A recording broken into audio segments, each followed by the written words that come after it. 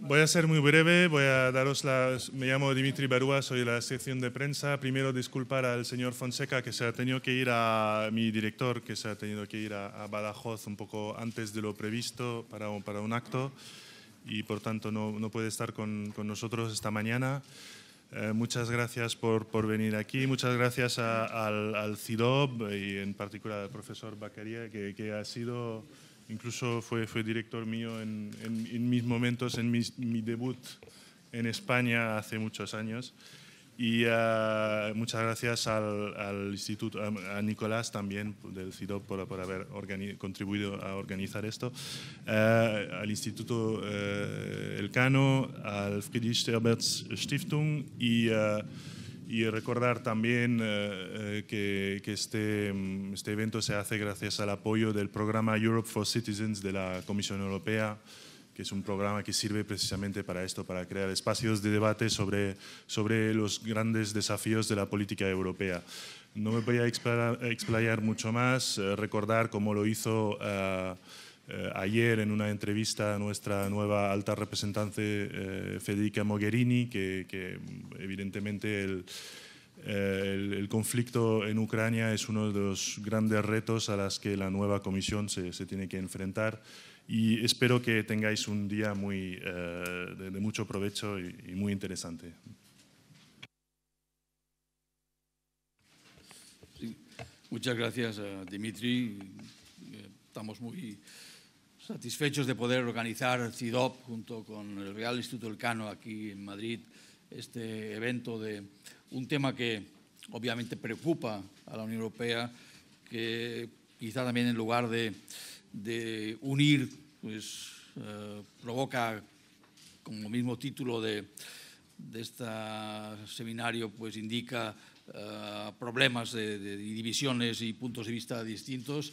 Yo creo, y luego ya Gonzalo Escribano se referirá a ello, CIDOB tiene ya una colaboración, una cooperación con el Real Instituto Elcano. Nosotros consideramos que los dos principales think tanks independientes de España debemos tener una línea de trabajo conjunta y aunque a veces podamos diferir, sin embargo, yo creo que en este caso tenemos una línea de trabajo e incluso de conclusiones muy comunes y compartidas. Y esto es importante en un momento en que hay una confusión incluso, y el problema de cómo cómo la Unión Europea, cómo los Estados de la Unión Europea deben tratar el conflicto que se produce en el este de Europa. Tiene consecuencias enormes y debería incluso cambiar desde la política de vecindad, la política exterior de la propia Unión Europea.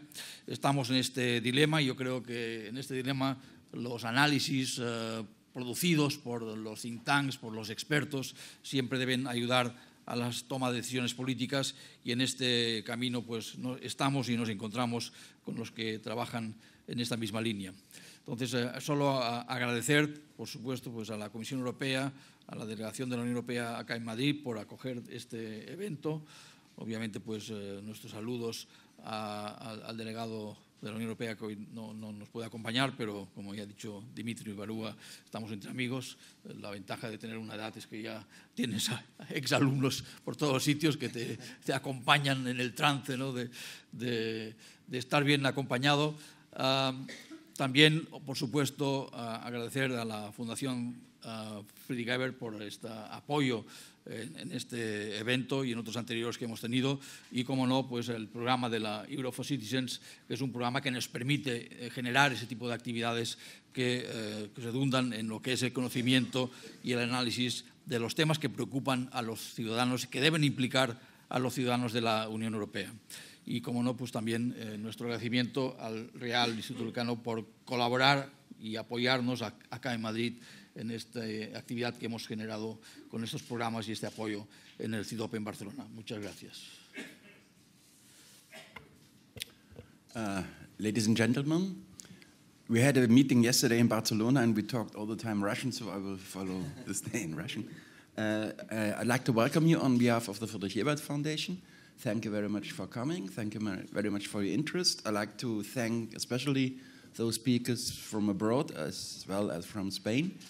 our partner, the CIDOB, who had the idea of this meeting, and the Real Instituto Elcano, which supports us with its competences, and the Citizens for Europe, European Commission, European Parliament, which is hosting this conference. Well, the title of our meeting is the EU-Russian conundrum. I had to look into my book what conundrum means, but now I know, I have an idea. And we had, well, in the EU we have some basic assumption. It's the core idea of the European Union is that economic integration leads to peace and stability. And this worked in the last 55 years. The EU became an area without war and without the threat of war. And this is a very curious result after 2,000 years of war in Europe. This was a certain success. And the EU extended this idea to the East after 1989, after the fall of the Berlin Wall. First with the Eastern enlargement, second with the neighborhood policy, and even with Russia. The assumption was economic integration will lead to peace and stability. But now the situation is a bit different. In Ucrania, we've seen that at least Russia is not acting as a member of the European Union should do.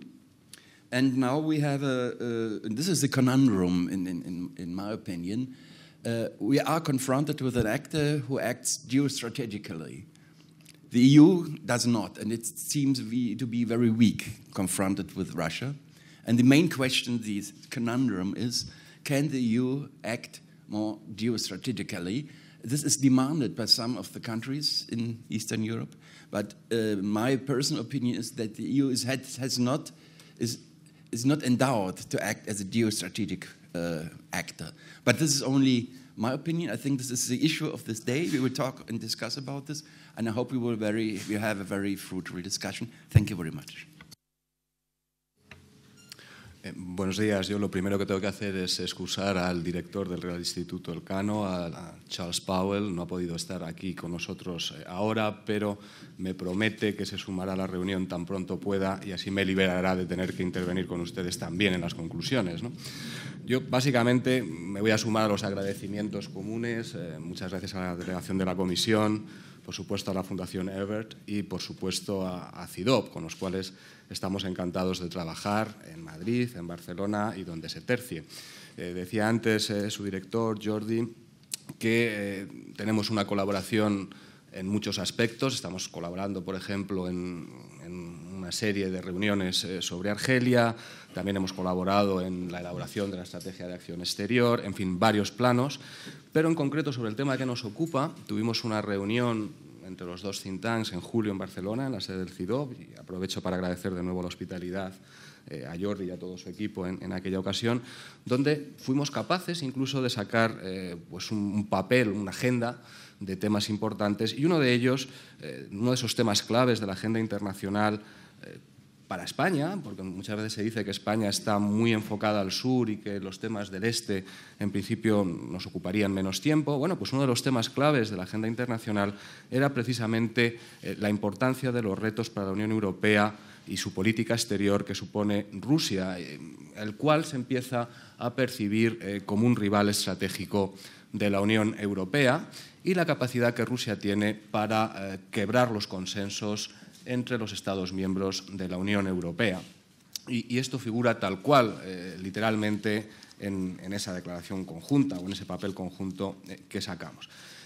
También en ese papel se destacaba la importancia de reducir la dependencia energética de Rusia en el medio y largo plazo, la importancia de aumentar las interconexiones, tema que está de actualidad por los resultados algo tibios, en mi opinión, del Consejo Europeo de 23 y 24 de octubre pasados, la necesidad de diversificar los aprovisionamientos energéticos geográficamente, pero también la importancia de seguir trabajando en el desarrollo de las energías renovables y, como bien ha dicho el representante de la Fundación Ebert, la necesidad de, por una vez, poner en marcha algo que merezca el nombre de estrategia en materia de política energética exterior para Europa. Esto es lo único que yo les quería comentar. Les agradezco mucho su presencia aquí y, sin más, cedo la palabra de nuevo al presidente. Gracias. Pues me parece que muy oportuno. Acabamos esta sesión de introducción hemos recuperado todo el retraso, con lo cual pasamos a la siguiente mesa. Ya pues se pueden poner los siguientes ponentes, Nicolás y... Buenos días de nuevo. En primer lugar, agradecerle su presencia y pedir disculpas por algunos cambios de última hora que hemos tenido que introducir en el programa. Los que lo recibieran o los que lo tengan impreso después de haberlo recibido por el mail list del Elcano, pues verán que hay algunas pequeñas variaciones y en aquella mesa hay una versión actualizada por si alguno quiere tenerla. En este primer panel, a lo largo del día, como se ha dicho en la introducción, pues vamos a estar reflexionando fundamentalmente sobre la cuestión de la relación entre la Unión Europea y Rusia, sus diferentes elementos, donde confluyen y donde convergen y donde se enfrentan. Y en este primer panel vamos a hablar específicamente vamos a tratar de determinar si los proyectos de la Unión Europea y la Unión Eurasiática, este proyecto que Moscú presenta como una alternativa elaborada a imagen y semejanza de la UE para el espacio eurasiático, ver si son competitivos o complementarios. Hay esta idea que se defiende mucho desde Moscú en ocasiones, de la idea de crear una zona de libre comercio desde Lisboa a Vladivostok. Pues ver si estos proyectos son posibles. También tienen en aquella mesa un breve perfil biográfico de todos los ponentes de la jornada de hoy. Empezaremos, primero va a hablar Gonzalo Escribano, que es investigador principal en el Real Instituto Elcano y director de su programa de energía. Después hablará Ulrich Speck, que es visiting scholar en Carnegie en Bruselas. Y, en último lugar, hablará Julia Yuskova, que es investigadora en el Departamento de Relaciones Internacionales de la Universidad de Tomsk. Tomsk es una ciudad en Siberia Central, en Rusia, al norte de Novosibirsk. Cada uno de ellos tiene aproximadamente 10 minutos y después abriremos un turno de preguntas y debate con la audiencia. Así que, sin más, Gonzalo, cuando quieras tienes tu presentación. Buenos días de nuevo, muchas gracias, Nicolás. Voy a intentar ser breve y respetar los 10 minutos e intentar básicamente compartir con ustedes 3 ideas básicas y una conclusión que se deriva de esas 3 ideas. Primero, que es importante no caricaturizar la Unión Euroasiática, pero tampoco entronizarla. Es decir, Rusia ha hecho un intento nuevo y tiene interés no directamente despreciar esta Unión Euroasiática y abundaré sobre ello. Segunda idea, que sí que hay una competencia normativa, como se ha denominado, pero que si esa competencia se da en el plano normativo, la Unión Europea tiene muchos papeles para ganarlo. Tercero, que la balanza de poder blando también es favorable a la Unión Europea, pero no así la de poder duro. Y sobre esto añadiré algunas conclusiones. Primero, ¿qué es en realidad la Unión Euroasiática? Bueno, es una unión económica, es la Unión Económica Euroasiática, y esto insistió mucho Kazajistán, en concreto Nazarbayev, en reducir el contenido político añadiendo esta noción de que es una cosa económica, y básicamente lo que consigue es gas y cash a cambio de esa iniciativa. Segundo, que ya está en funcionamiento y hay una unión aduanera que funciona desde 2010, y esto es un progreso importante con respecto al área de libre comercio fundada en base a la Comunidad Independiente de Estados. Han reducido las exenciones y hay una mayor convergencia hacia las normativas de la Organización Mundial del Comercio, aunque sigue habiendo problemas.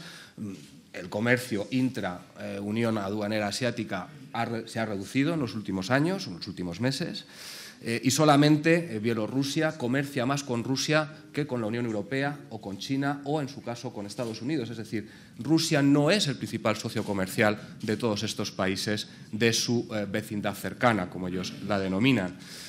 Con lo cual, plantea serios problemas desde el punto de vista de la teoría de la integración comercial. Se espera que pueda haber importantes efectos de desviación de comercio. Hay pocos estudios del impacto en modelos de equilibrio general, pero los que hay nos dicen que reduciría el bienestar básicamente también porque Rusia tiene unos aranceles más altos que los otros socios y, por tanto, al negociar en la OMC, obligaría a estos últimos a subir sus aranceles y, por tanto, a compensar a los países de la Organización Mundial de Comercio, y ya han pedido compensación a Rusia por ello.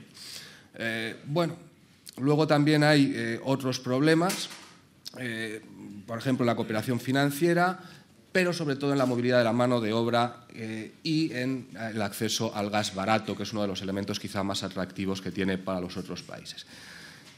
Ahora sí, ¿qué es lo que ocurre con Rusia? No deja de ser una octava parte del PIB de la Unión Europea, la mitad del de India y algo mayor que el de Brasil. Entonces, meter a Rusia en este conjunto de BRICS pues es muy complicado, porque los BRICS entre sí tienen poco que ver y además las relaciones de poder o de presencia o de influencia, como se quiera denominar, son muy variados, ¿no?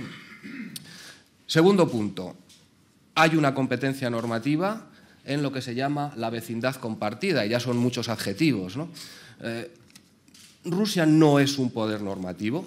De hecho, cuando nosotros miramos cómo se sitúa, por ejemplo, en el ranking del Doing Business del Banco Mundial, pues está mucho peor que Kazajistán o Bielorrusia, pero muchísimo peor. Si miramos los datos en el índice de percepción de la corrupción, Rusia es el 127 de 177.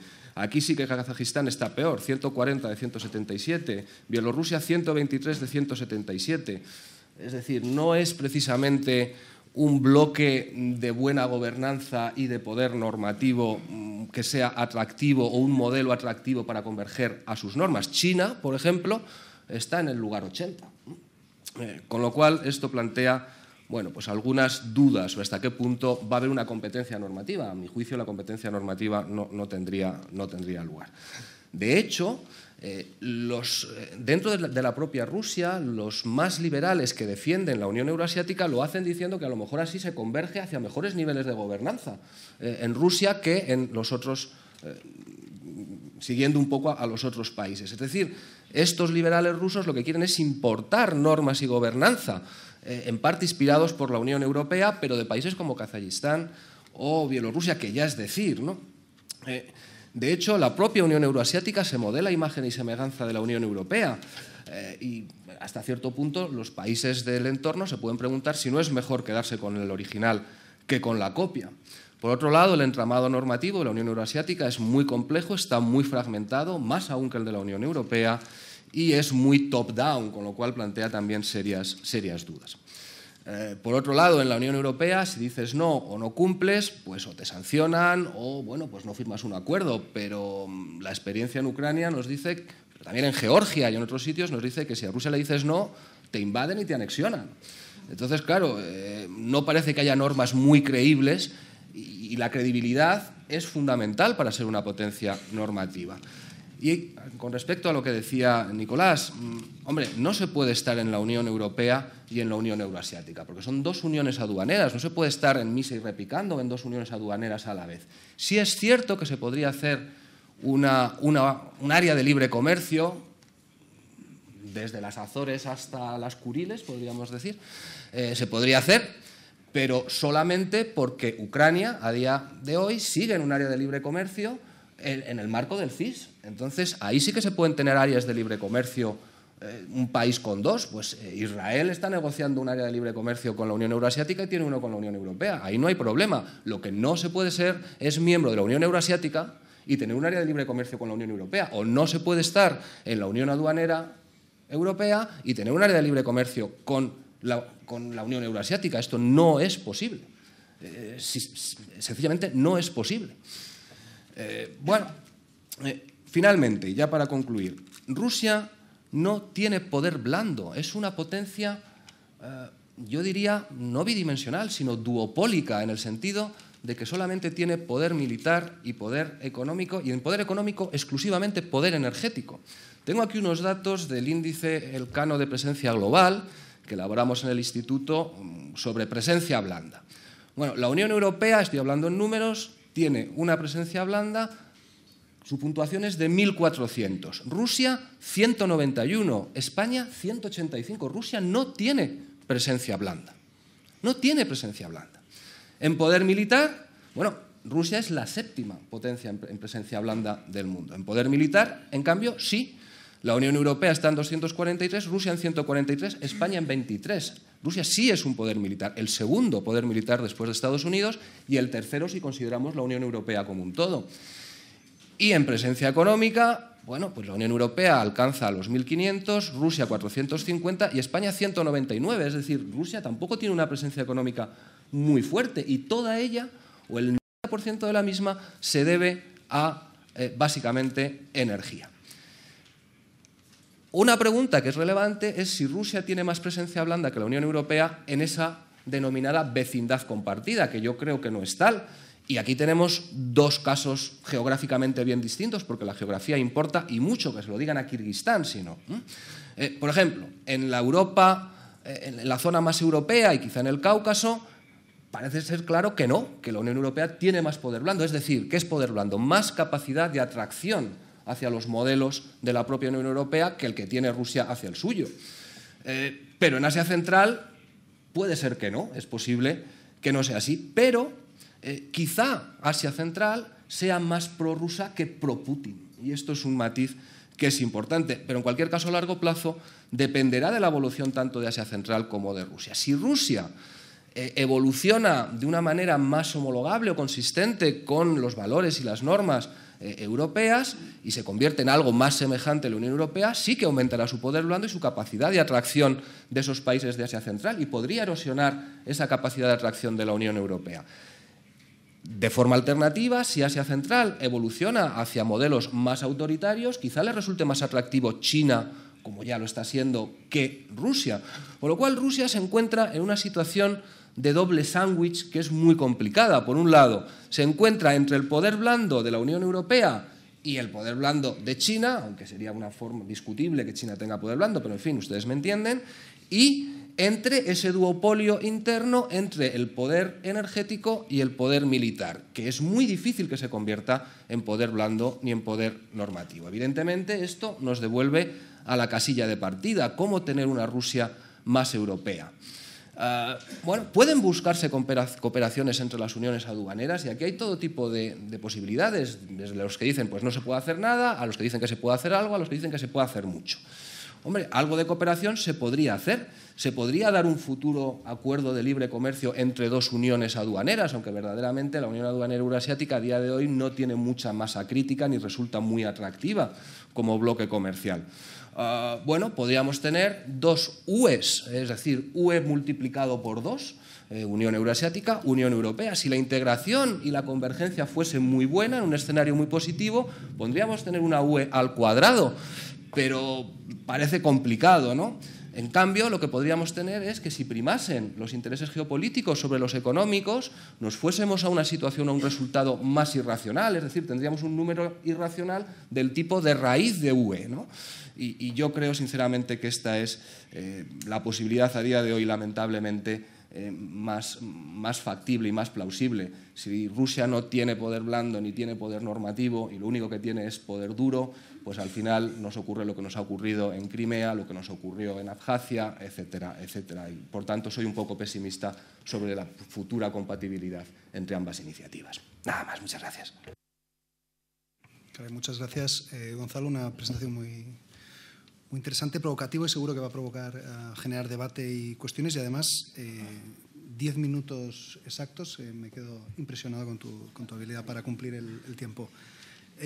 Ahora tenemos a Ulrich Speck. Again, you have 10 minutes, so the floor is all yours. Thank you. Oh my God, this mic is on, yeah. Thank you for inviting me, and great to have such a numerous audience here. The question of the session is the EU and the Eurasian Union competing or are they complementary? And I'm going to look more on the political side of the issue. I would say the answer to that question is yes and no. It depends on whom you ask. For some it's complementary, for others it's competing. For Russia there's clearly now competition. Ukraine cannot be part of both worlds. It's either Eurasian Economic Union, how it is called right now, or it is EU. Russia is even going so far to use military force to make this point so that nobody can, mistake a maybe for a yes.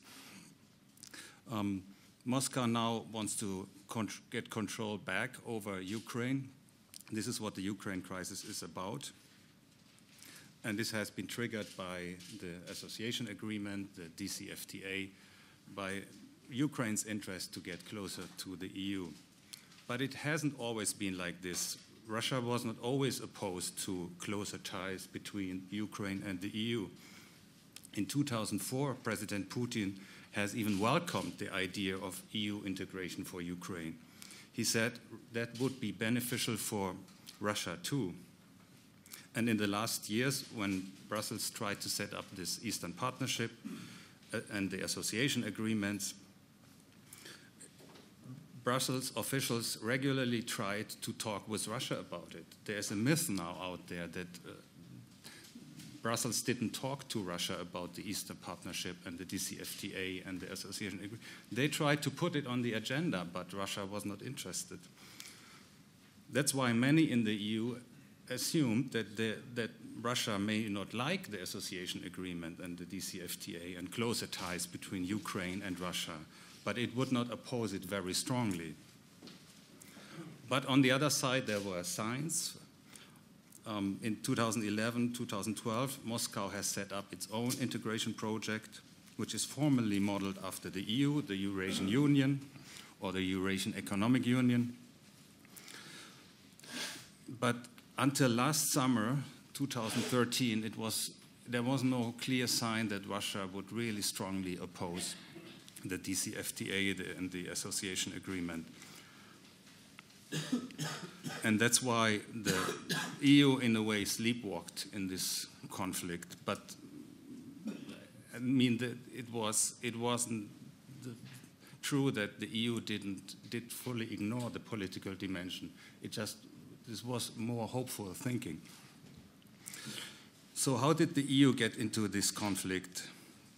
The Eastern Partnership, which is the framework from which the association agreement and the DCFTA emerged, was a Polish initiative. What Poland wanted was the same that Germany got before, a stable neighborhood in the East. So Germany was advocating EU membership for Poland and NATO membership for Poland because it wanted to have stability, security in the East. Poland wanted to have the same.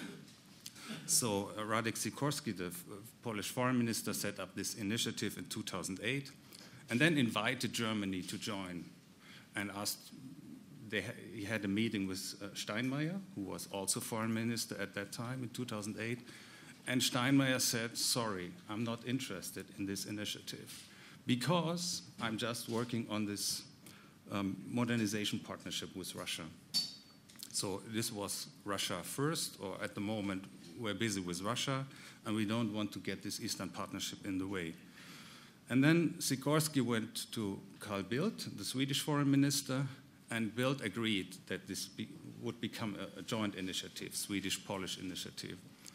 And then they introduced it to the other EU foreign ministers, and they accepted this as a joint EU initiative. So what we had was the Eastern Partnership as an official EU policy, but a policy that was weak because it was not really backed up by powerful member states. So this left this policy to Brussels, the Commission, later the External Action Service. But it wasn't the case that the whole EU took ownership of that policy. For example, if Merkel would have had a tough talk with Putin in 2010, 2011, 2012, maybe we wouldn't have that crisis.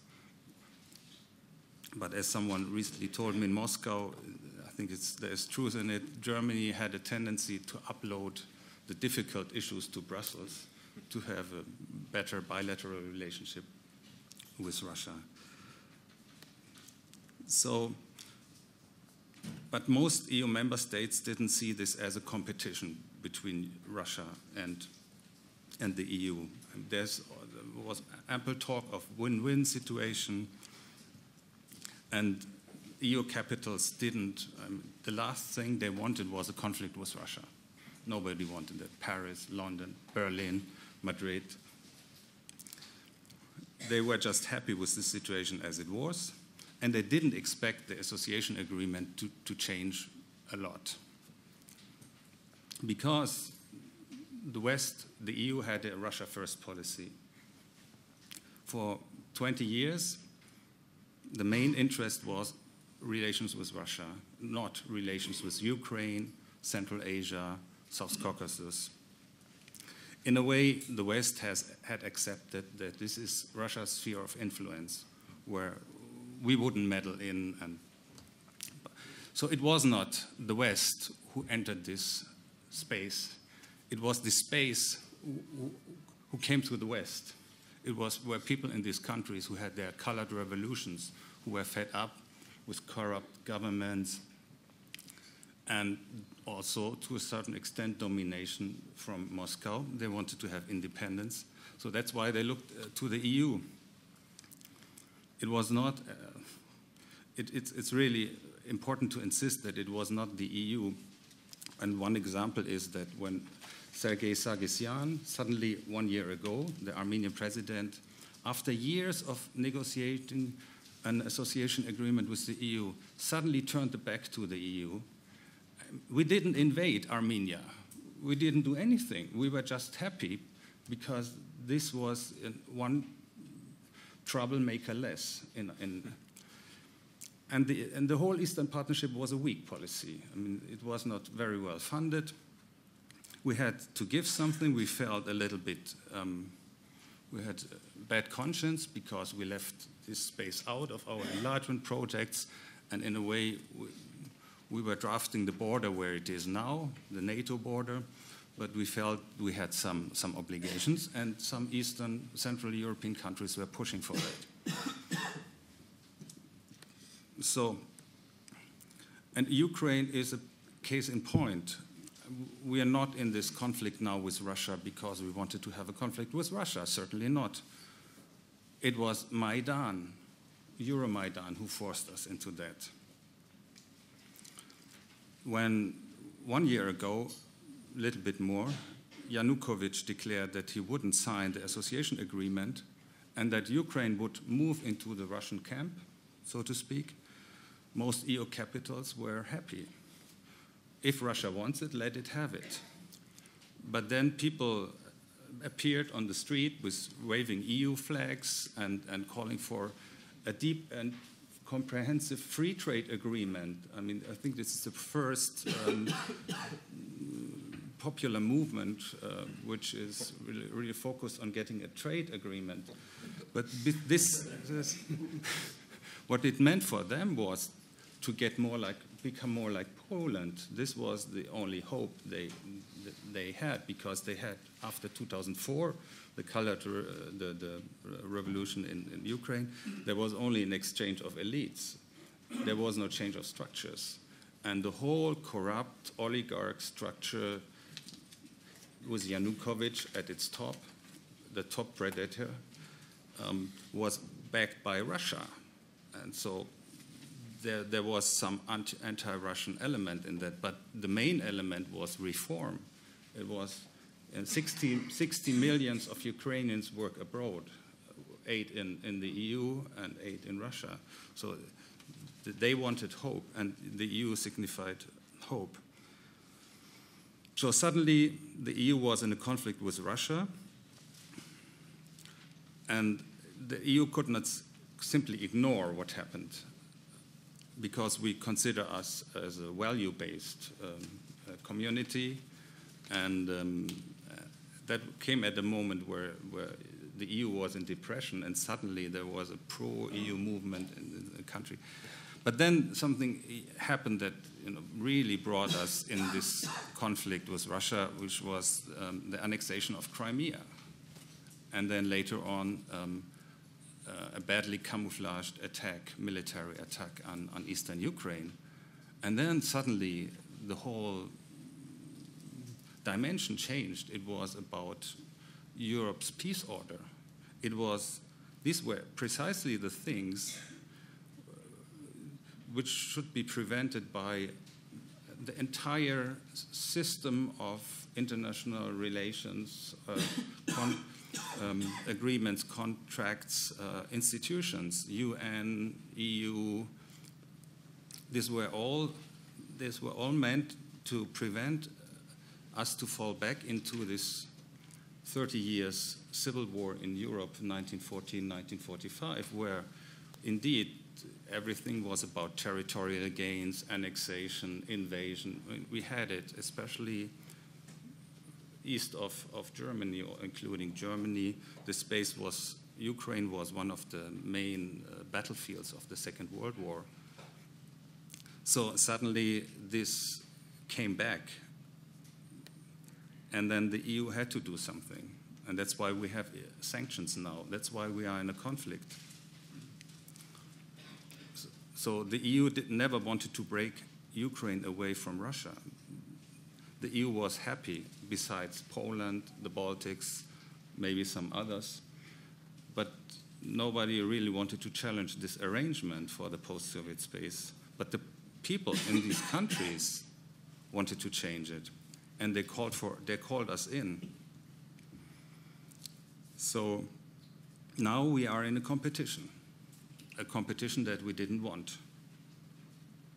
And now my view is that the EU must do what it didn't do, what it failed to do for 2 decades, is helping Ukraine, Moldova, Georgia, others to become stable, prosperous, liberal democracies. This is what most people in these countries want. And the EU must do much more, be it enlargement offer, or even if it's not for political reasons, enlargement may not be on the agenda now, but we should put much more resources into this space. Why? It's not just for these countries, it's also for Russia, because Russia needs stable borders. If you have a security vacuum in Russian neighborhood, then this invites Russia to enter. Ukraine has no real border. It has no real border police. It has no control over its borders. Borders are the core of the EU peace settlement after 1945 and after the Cold War. So this is the challenge. We are now in a competition, and we need to make sure with our means, which are non-military, which are economic, which are association, integration, so on. We have plenty of tools. We should now be very dedicated to use them. And this is the big task. And the risk is that on the other side, the bad case scenario would be that we just close the NATO border and say whatever happens in the space beyond is not our business. It's too complicated. It's too costly. We have enough nation building at home.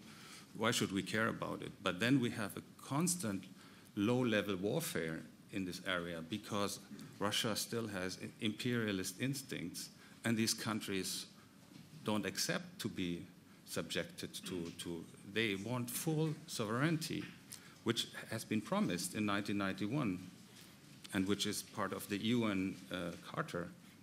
So then we would have constant conflict in this area, and we would have a Russia hungry for territory, and a Russia that is increasingly becoming, putting its energy instead of building infrastructure, economy, so on, into these conflicts with neighbors. And I don't think this is in the mid and long-term EU interest. Thank you. Thank you very much, Ulrich, for your presentation and for your clear and strong messages. It's quite interesting and sure useful for the debate. And now, Julia Juskova, the floor is all yours.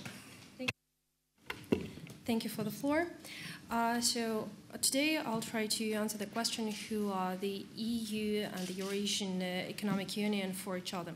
In my opinion, the parties can be considered as competitors because of the currents of enlargement and potential of prospective members, the constitutive parts, because of the internal logic or functional approach and the relations toward the third parties. So let's turn our attention to the first factor. If we speak about the enlargement, the prospective members of the EU and the Eurasian Union, it becomes clear that... Sorry, Julian. ¿Puede hacer para que salga en la pantalla, por favor, lo que tenemos aquí en... Cristina, para que podamos ver esto, que lo vea todo el mundo, por favor. Just a second, because they are not... no, it's okay. Please, go ahead. Thank you. Okay, thank you. Very much, So, it becomes clear that the EU enlargement goes to the south and to the east, while the Eurasian Union could expand its territories in Central Asia and in Caucasus.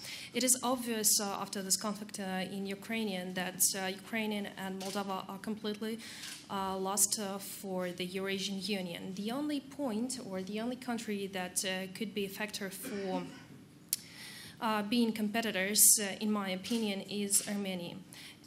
Despite the fact that Armenia and Sargsyan's decision to sign up the agreement on customs union, it seems to me that everything will depend on the parties' approaches or positions in Karabakh conflict and the soft power provided by the parties. Speaking about the second factor, about the constitutive parts or the drivers of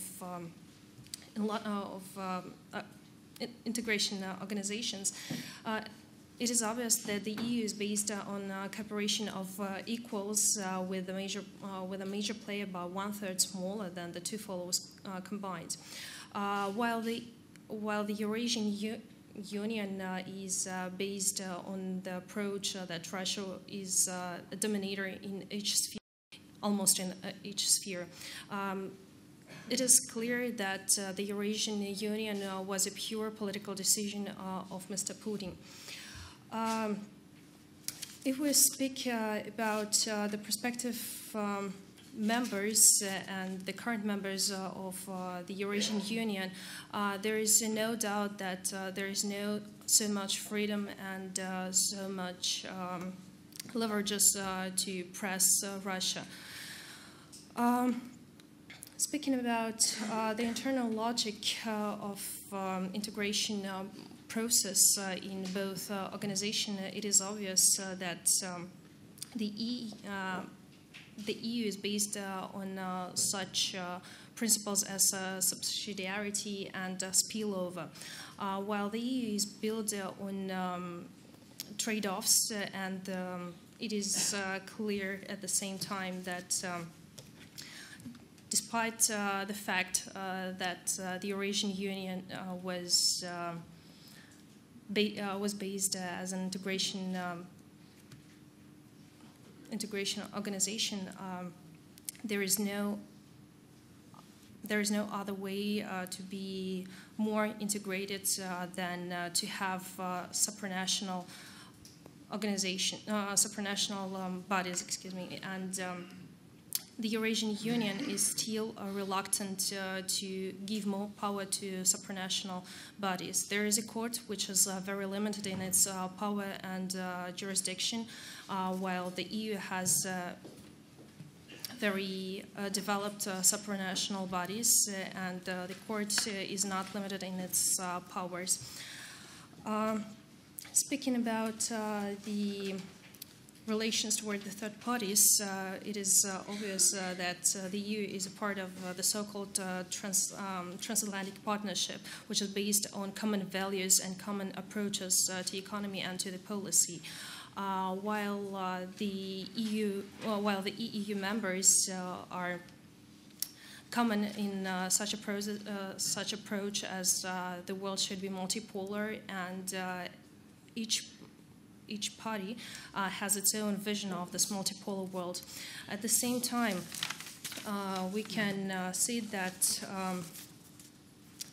that Russia seeks to limit the re-export of cheaper goods from the EU and China. So we can't say that the EU and China, Russia and China are strategic partners in this sense.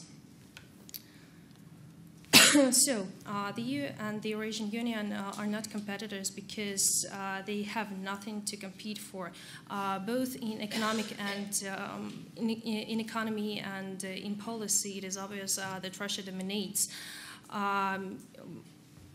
in relations to the other members of the Eurasian Union.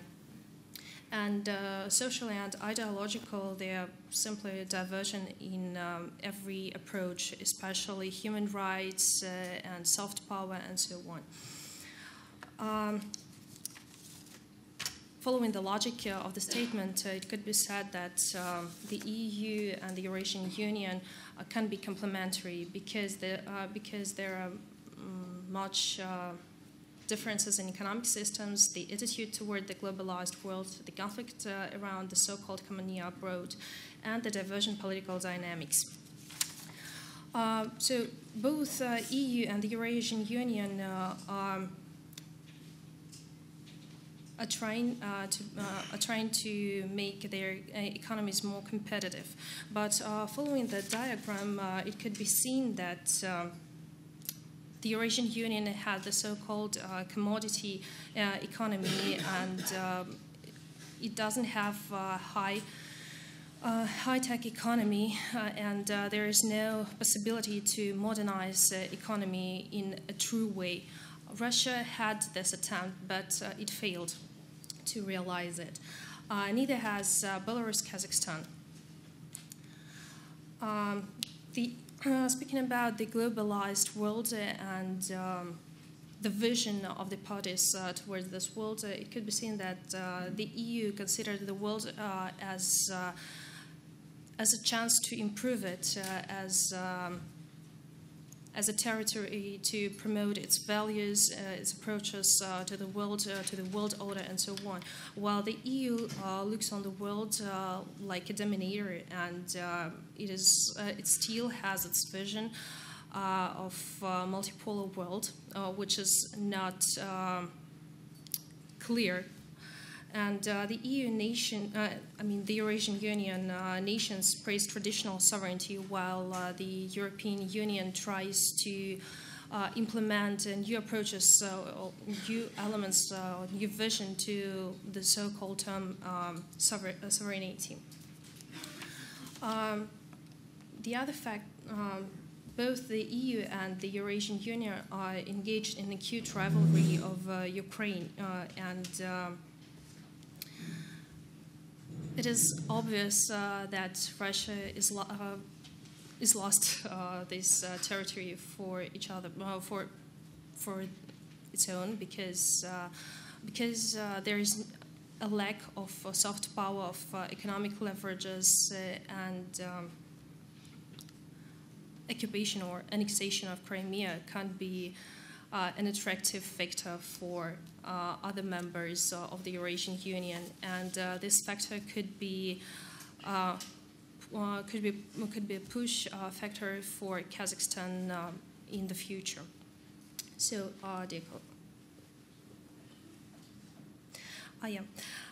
the other topic that I want to say is that the crisis that had place in 2008 modernized the system of the EU, but not the Eurasian Union. There is no harmonization in fiscal and financial rules within the Eurasian Union.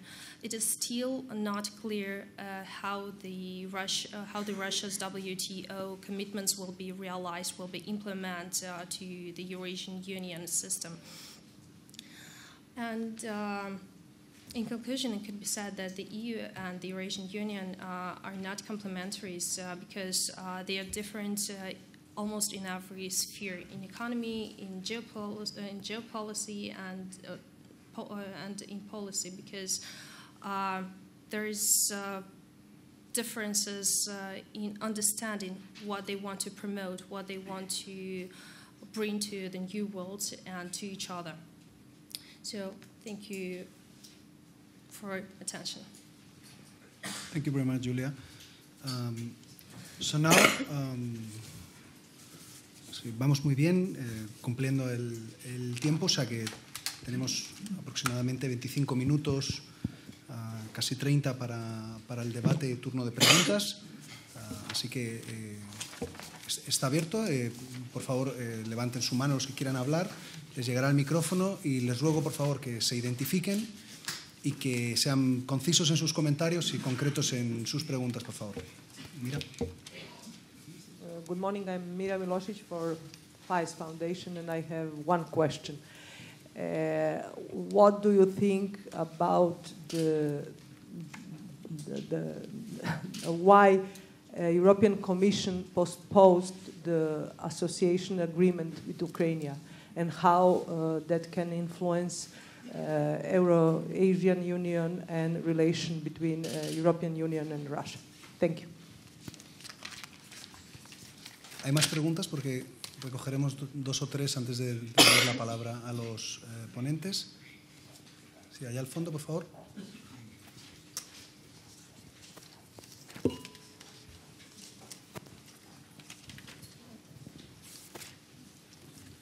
Sí, a mí me gustaría saber, me sorprende que nadie, y quizás en particular el señor Speck, haya mencionado cuando el vuelo de Malaysian Airlines, no me acuerdo el número en este momento, lo confundo con el otro, sí. ¿Qué papel ha jugado eso entre las relaciones entre Rusia y la Unión Europea? ¿Y qué opina de la reacción de la Unión Europea ante eso? Que fue un tema bélico, y él comentó de que nuestra forma de hacer política no es a través de la guerra, pero bueno, si tumban nuestros aviones civiles, además, habrá que hacer algo, ¿no?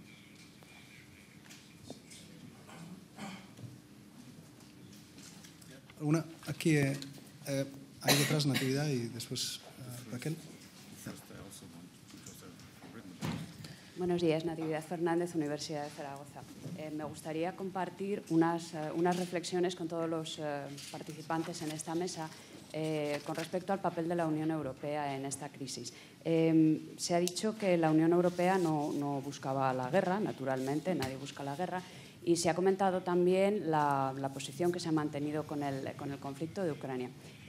Mi pregunta es si quizá la Unión Europea no ha jugado con algo de torpeza en toda esta crisis, porque, por un lado, aparece como un poder normativo, que es, y sin embargo, a la hora de manifestarse ante determinados eventos, parece que no juega como ese poder normativo. Y me estoy refiriendo, por ejemplo, a las críticas que se realizan con respecto a la corrupción en un Estado o en otro. Parece que en Ucrania todo el mundo es un ciudadano democrático que busca alcanzar las libertades, etcétera, etcétera. Entonces, se critica la corrupción en unos sitios, no se critica la corrupción en otros. Y me da la impresión, pero es una impresión particular que me gustaría saber su opinión, de que la Unión Europea no ha sido y no es igual de exigente con Ucrania que con otros socios de la Unión Europea en cuanto a exigencia de valores. Se ha comentado también,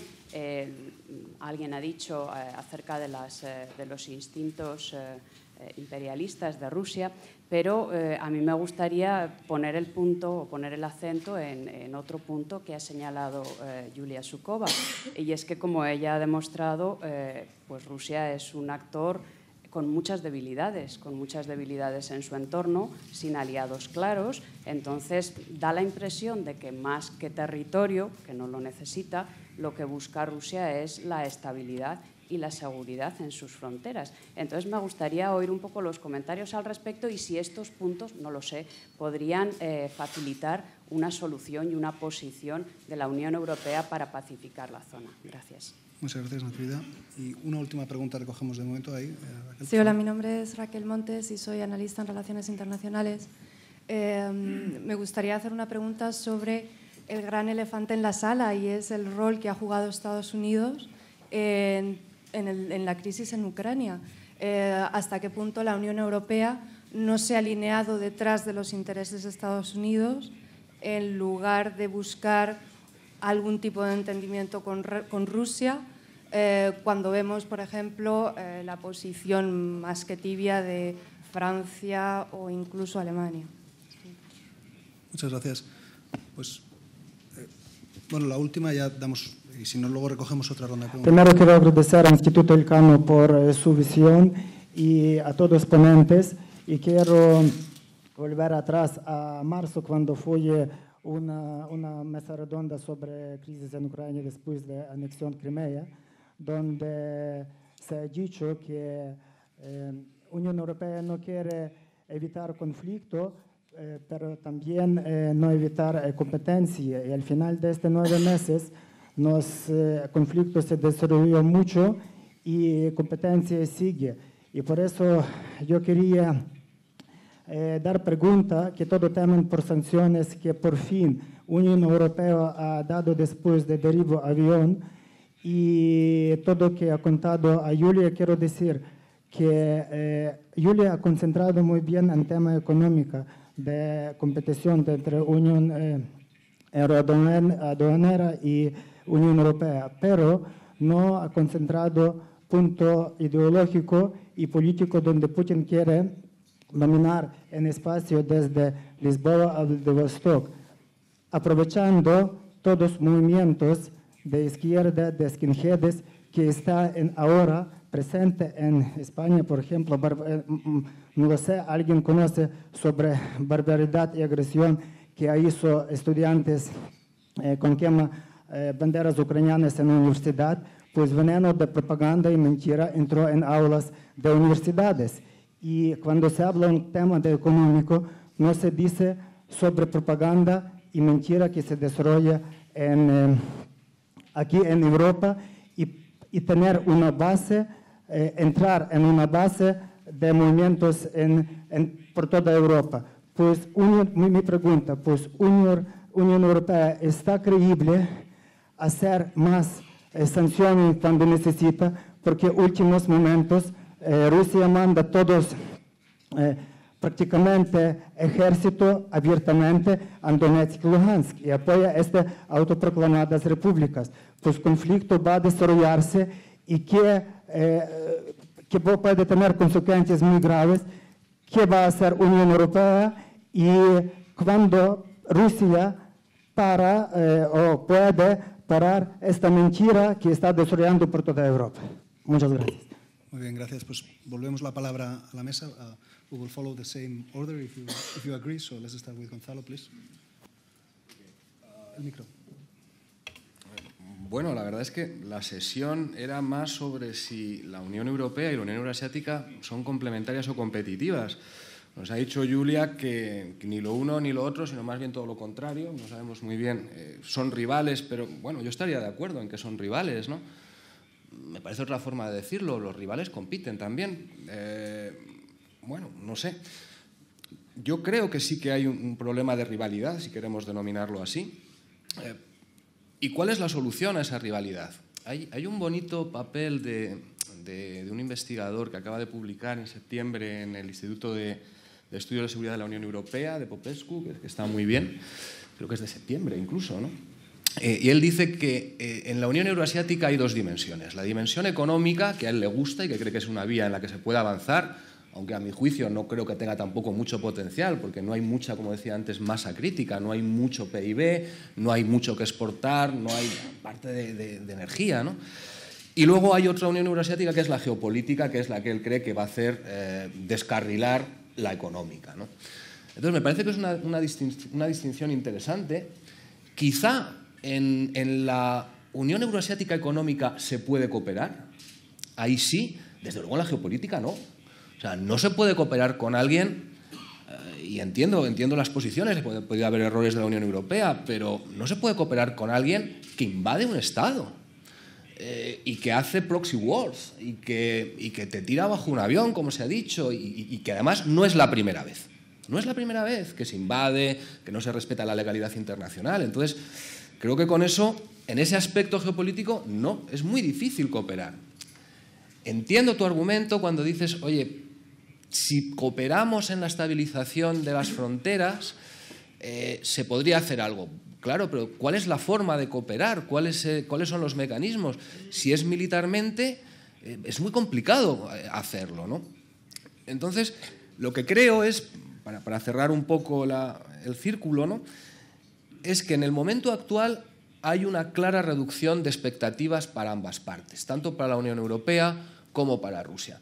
Esa gran Eurasia unida, esa que se remonta a los conceptos geopolíticos del Heartland y todo esto, que podíamos irnos hasta Mackinder, yo creo que Rusia no la va a tener, no la va a conseguir. En todo caso, un Heartland estaría más liderado por China, creo yo, que por Rusia en su estado actual, por las cuestiones que he tenido ocasión de mencionar antes y que no repetiré. Y por otro lado, la Unión Europea también tiene que ajustar sus expectativas. Es cierto, yo estoy de acuerdo con lo que ha dicho el profesor Speck, ¿no? Es decir, la Unión Europea probablemente tendría que hacer más, tendría que haber invertido más recursos y tendría que apoyar de forma más decidida el desarrollo de democracias liberales y economías de mercado prósperas y abiertas en su vecindad oriental. Ahora, ¿hasta dónde? Claro, el caso de Armenia es típico. Después de estar negociando, resulta que por una cuestión exclusivamente de seguridad y del poder duro de Rusia, pues dicen que se van por el problema de Nagorno-Karabaj. Bueno, pues es normal. Entonces, ¿cuál es el músculo económico que hay ahí? Yo recuerdo, tuvimos, en fin, era bajo reglas Chatham House, así que no diré el nombre, estaba Nicolás, un alto representante europeo, nos contó que lo bueno que tiene la Unión Europea en Asia Central es que no se ve como una figura amenazante. Cuando le preguntamos si se consideraba o se percibía como una figura protectora, nos dijeron que tampoco. Entonces, lo que es irrelevante. Entonces, en Asia Central, la Unión Europea tiene muy poco que cortar y yo creo que ahí tiene que limitar muchísimo sus expectativas. Ahora, en esa vecindad compartida del este, yo creo que ahí sí que habría que hacer más cosas. Ahora, áreas de libre comercio, quizá. Uniones aduaneras, lo veo muy complicado, francamente muy complicado. Pero incluso... Es decir, la idea, bueno, mantenemos el área de libre comercio con Ucrania y entonces Ucrania puede seguir manteniendo su área de libre comercio con Rusia, pero si Rusia le aplica un embargo, ¿para qué quiere Ucrania seguir manteniendo un área de libre comercio embargada? Pues no le veo mucha lógica. De nuevo, me parece que si prima esa visión geopolítica de la Unión Eurasiática, iremos por derroteros más irracionales, menos previsibles y en los que la cooperación será más difícil y la rivalidad pues será más exacerbada.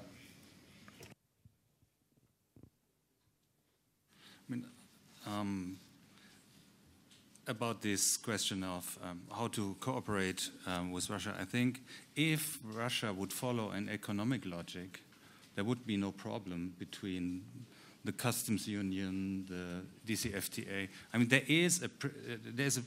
there's no problem between free trade area. Ukraine can have free trade with everybody, and there's no problem. The problem starts when tariffs are being set centrally for all customs unions members in, let's say, in Moscow or as an agreement, and then you cannot have a customs union and a free trade agreement. This is the problems. But the current situation is that Ukraine has a free trade agreement with Russia, and will have a free trade agreement with the EU, and there is no problem to have both. And the negative impact on the Russian market, everybody tells me that this is not a big issue, and even Putin in 2004 in his statement said that this is not a big issue. So if Russia would follow a purely economic logic, we wouldn't have this problem. And the problem is geopolitical, and Russia is using the economy as a tool in a geopolitical struggle. Then cooperation and confrontation. I think we are now moving to a mix of both. We still see a lot of cooperation between the EU and Russia and Ukraine. I mean, there was the Minsk agreement, which is not very strong, but it's there at least as setting benchmarks on what to do. And there is the agreement on energy and on the gas price. So it's not, I think we need to be careful not to see Russia as an enemy. It's not. But we have conflict on several issues. We have a broader relationship on energy, business, cooperation on other issues. So we're just moving towards a broad mix. Then to the questions, postponement of the DCFTA. I've looked into this, and there's also a piece I've written on the Carnegie Europe website, if you're interested. I think this has been political. The postponement of the deep and comprehensive free trade agreement, it has been postponed to 2016. And Putin very much insisted on that. And shortly after this postponement, he even sent a letter to Barroso saying that whenever Ukraine would make only a small step towards implementation of this agreement, this would be considered by Russia as a violation of the postponement, and Russia would immediately cut off Ukraine from free trade. So this has been a political move. I think it has been a wrong move and a dangerous move because it rewarded Russian aggression in Ukraine. The DCFTA was always at the center of the association agreement because it means that that Ukraine gets into a very, very close economic normative relationship with the EU. This is what Putin didn't like. And here he managed to postpone it. So I think this is very bad tactics. And it opens a window of opportunity of one more year for Russia to undermine it or to derail it. So, bad move. Then the shooting down of the airliner, was it an act of war? We still don't know. There's the Dutch inquiry. It will still take a lot of time. I think quietly everybody assumes that. I mean, we can at least say that without war in eastern Ukraine, this wouldn't have happened. And who is responsible for the war in eastern Ukraine? There's at least a Russian responsibility for a situation. This has certainly brought more support on the EU side to sanctions. So the level 3 of sanctions were easier to be implemented after that had happened because it was just outrageous. I mean, downing a civilian airliner in Europe in 2014, who would have thought that? Was the EU clumsy? The EU is bad in crisis management. Crisis management is not what the EU is made for. You need 28 countries to agree, they need to meet, they need to have their own assessment, then they have discussions. Often they've come up with the lowest common denominator. Crisis management is something where action goes back to capitals. This is not long-term free trade agreements. This is not structural changes. It's about day-to-day management of. You need to get on the phone with the Chinese, with the Americans, and this is not something Barroso or Tusk or someone else can do, because they don't have a mandate for that. So the EU looks clumsy in these moments, and Germany has taken a lead in that situation, because for Germany the relationship with Russia is too important to leave it to others, and Germany is at the moment the strongest country in the EU. But this is certainly not a recipe for long-term EU foreign policy. It has to be institutionalized. I mean, the attempt to institutionalize it through the EU High Representative, in my view, has largely failed. But the need for a structure that is capable of working in our common interest is still even bigger than when we had the Lisbon Treaty. I'm not sure whether it's possible to come up with a new structure and a new figure. It's rather a question of political will, and maybe it's also something, I mean, what I foresee is rather coalitions of the willing, member states agree on joint interest, and then they introduce something to the EU level and try to get EU support.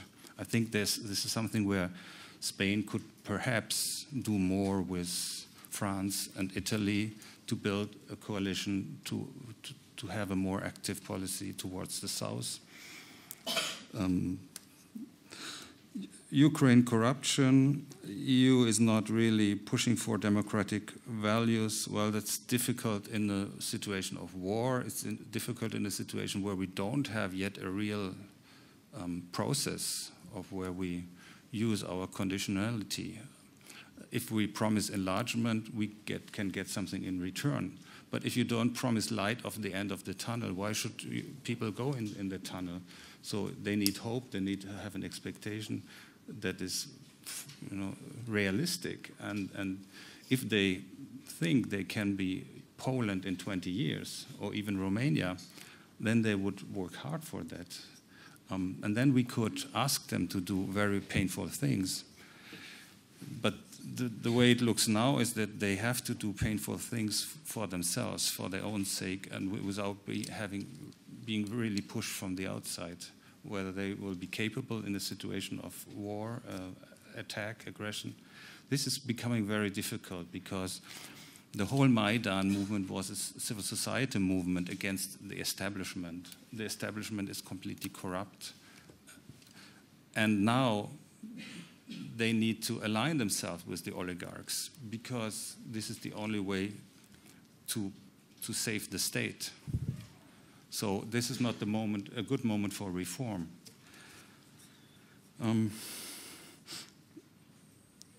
Russia wants stability of borders.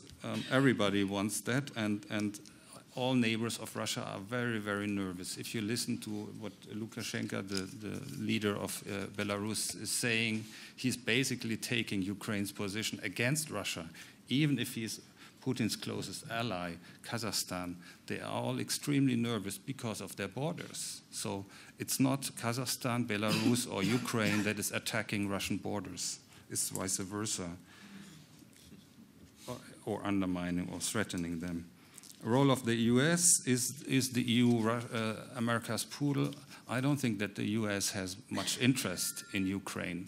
They think they worked hard for Europe whole and free for 20 years. And now it's our job. That's what they think. And where the US played a role was in NATO reassurance, hard power. This is something that the Europeans don't like, don't do. They are used to having the Americans taking care of that. And that's what the Americans did. And then they said goodbye and left the leadership on these issues broadly to Germany. If you look at who had the most phone calls with Putin, it's certainly Merkel. It's like Merkel 50 times this year. And Obama maybe 10 times spoke to Putin. It's Berlin, Moscow communication. More and more Germany tried to bring in France because it needs critical mass. And Poland certainly played a role for a certain time. But the Polish position was not a position that could become mainstream position in the EU. The German position could become mainstream because it balanced between those who were very reluctant to engage in a more confrontational position and those who really said, now it's time to tell Russians to stop. But as I said, this is not a sustainable structure. It's crisis management. It works at the moment, and I think it works surprisingly well. We have this sanctions level 3. The EU sent a clear signal that we don't agree with that, and I think Russians didn't expect this. And so it's not such a bad performance. But the long game is where it's going to be played out, and I'm not sure whether after this crisis we still care much about Ukraine. Thank you. Thank you, Lee. Now your time, Julia, for reaction. Thank you for the floor. So if we speak about political or ideological dimension of the Eurasian Union, I'm not sure that whether the Eurasian Union has its own ideology to promote. It's a very controversial point because if the EU has its own approach, values, and understanding of this world, within the Eurasian Union there is no common position. Even in Ukrainian crisis, we have observed the situation when Kazakhstan, which is close to Russia, and where the population is composed of the so-called Russian minority, which is not so small, kept silent. It is the point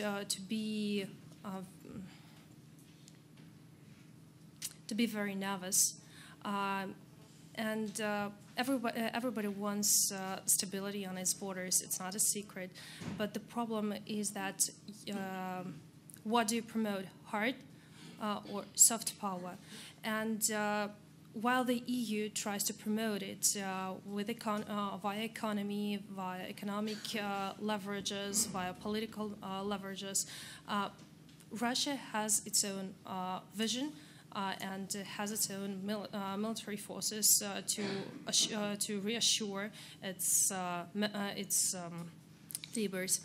And if we speak about geopolitical point of view, it is clear that Ukraine is a very important part or aspect not only for the EU and Russia, but also for the US, because it has a very good transitional place, and it is like a bridge between Europe and Asia, and it's not only about economy or policy, but also about energy, which is so important for the EU.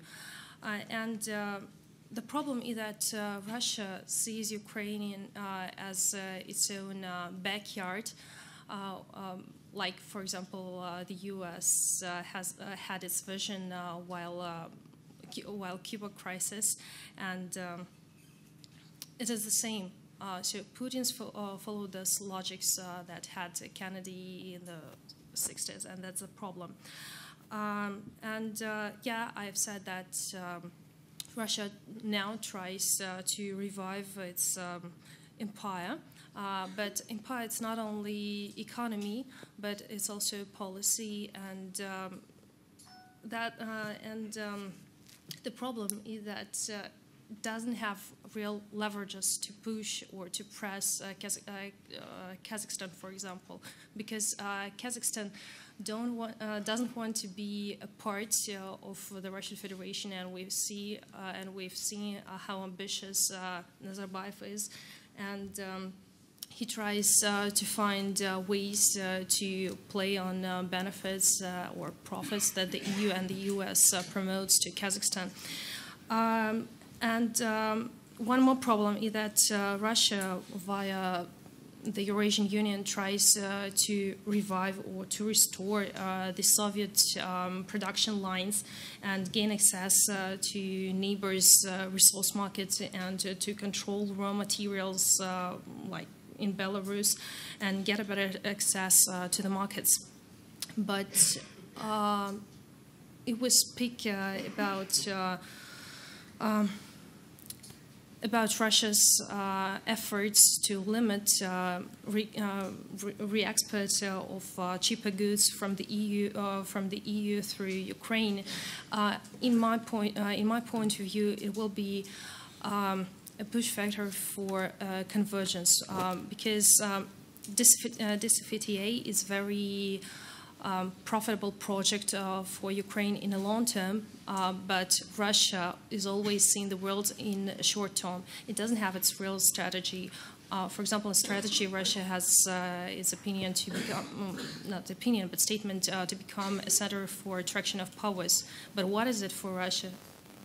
It is still empire. It's not political actor that have other leverages to press its neighbors and its contractors. We have China in our eastern border, and we don't have leverages to press in China, and we understand this. What we do, we just contract or signed agreements about gas pipelines. Is it to leverage? No. Speaking about speaking about crisis management, I fully agree with Ulrich about the EU position here, because economic interests of separate countries limit the strategic view or the strategic vision of this crisis. And the EU doesn't have strategic crisis management or its vision towards Ukrainian conflict. That's all. Thank you. Muchas gracias a los tres ponentes. Creo que quedan muchas cuestiones abiertas para tratar ahora durante el coffee break y preguntas que seguiremos tratando en los siguientes paneles. Así que les emplazo ahora al coffee break y nos volveremos a reunir aquí en 30 minutos. Gracias.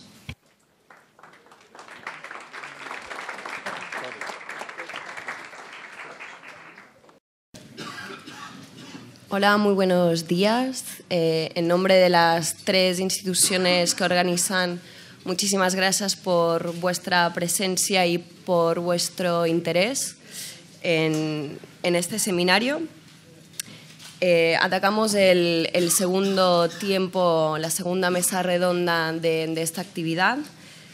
Y bueno, después de haber analizado si la Unión Europea y la Unión Eurasiática son competidores o complementarios en el espacio postsoviético, vamos a ensanchar ahora un poco más la visión, y ya son elementos que hemos visto un poco en el debate de esta mañana, que en realidad no se trata tanto de modelos de integración regional, pero que detrás de esto hay una rivalidad más importante entre la Unión Europea y Rusia sobre dos modelos de desarrollo, sobre dos modelos también políticos y, bueno, si ensanchamos un poco más, de una visión del mundo.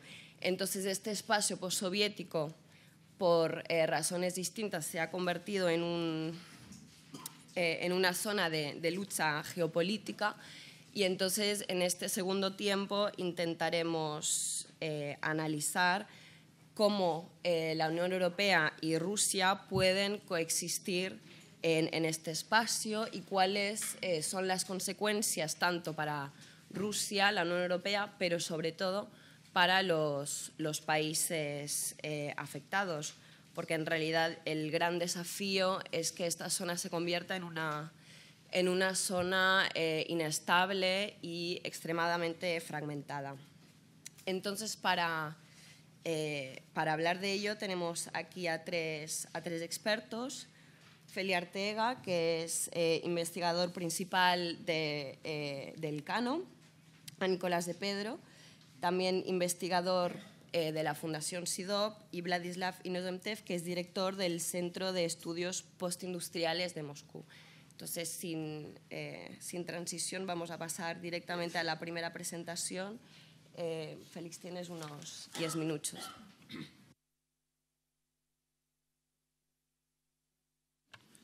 Buenos días a todos.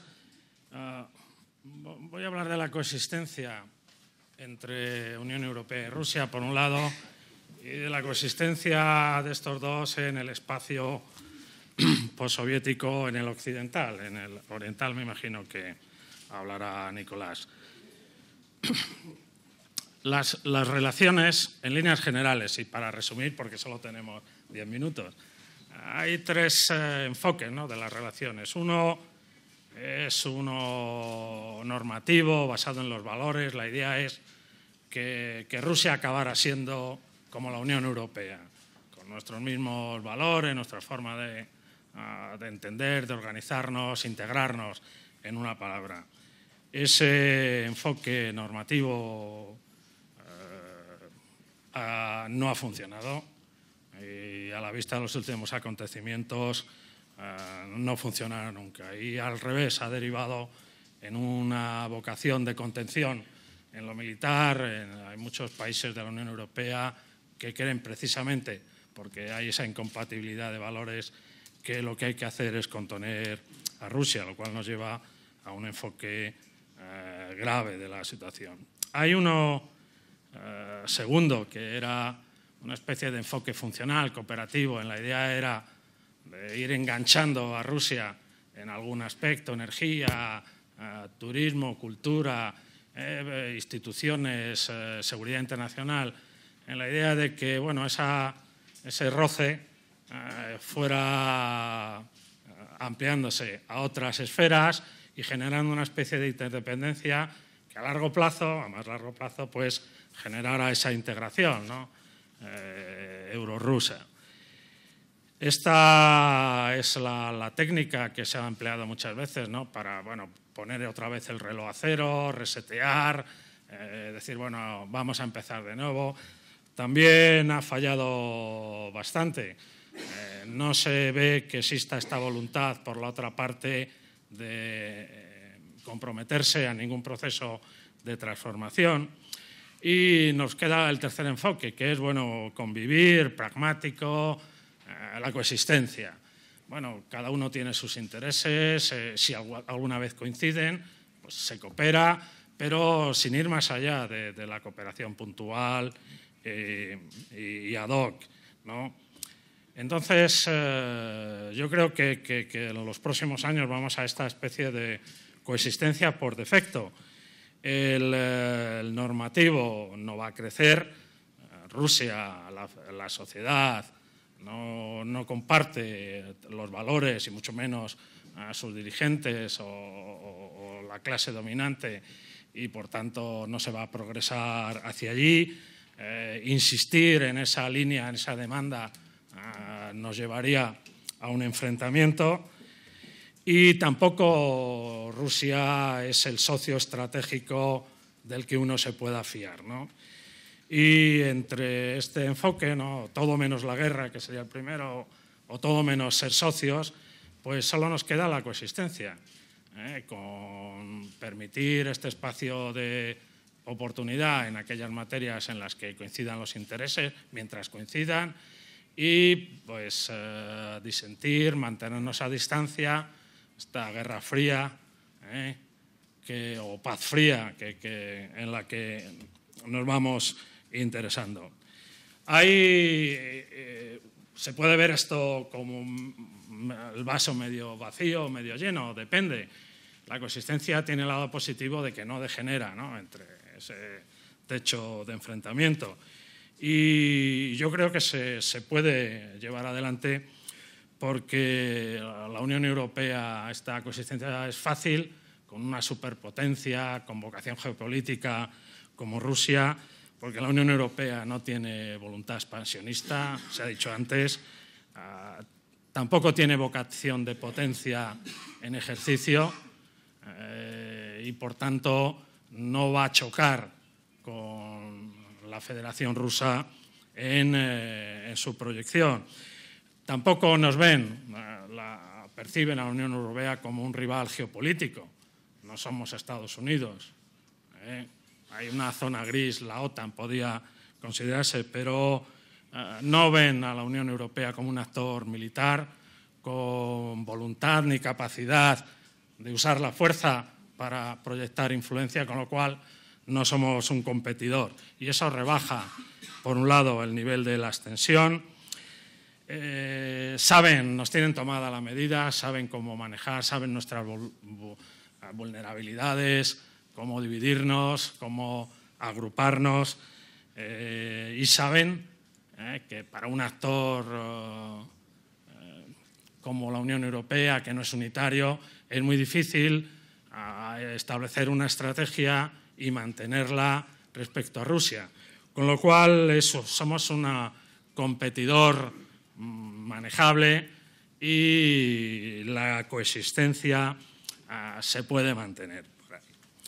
Esa coexistencia entre la Unión Europea y Rusia, donde realmente yo creo que tiene alguna posibilidad de conflicto o de descarrilar, es en los espacios postsoviéticos, en esta zona de interés que la Federación Rusa reivindica y que la Unión Europea no reivindica, pero que la piensa, o al menos algunos socios así lo piensan. Bueno, ahí en esa zona lo que vamos es hacia un escenario de confrontación, de poder blando. Cada una de las partes tiene sus instrumentos de influencia, todo menos la guerra, decíamos.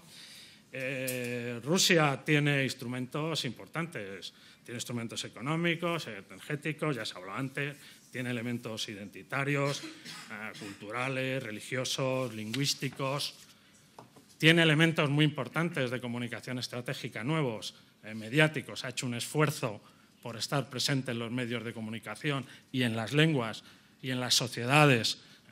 No es difícil ver la presencia de televisiones del pensamiento, la comunicación estratégica rusa.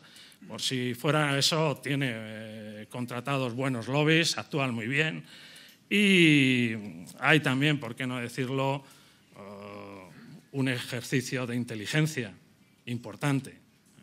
En eso la Unión Europea apenas puede competir. Sin embargo, toda esa influencia a quien realmente va dirigida o sobre quien tiene efecto son las poblaciones rusohablantes de esos espacios postsoviéticos. Difícilmente permea o influye en otras capas sociales o grupos de población más occidentalizados. Pues nosotros también tenemos una capacidad de influencia de poder blando bastante significativa, aunque hay que decir que en los últimos años la visión de la Unión Europea como modelo económico o como modelo de valores o de igualdad, pues se ha visto un poco deteriorado. No tanto entre las poblaciones, digamos, afines a la influencia rusa, como entre las propias poblaciones que nos veían, ¿no?, como una esperanza, ¿no?, como un modelo a seguir. Pero aún así tenemos muchos instrumentos de poder blando, tenemos los acuerdos, tenemos visados, tenemos capacidad de poner en marcha programas económicos. ¿Qué otros elementos pueden poner en dificultad esta coexistencia pacífica? Bueno, Rusia y su presidente tienen la virtud de buscar las vueltas a la Unión Europea y abrir constantemente nuevos frentes de reivindicación.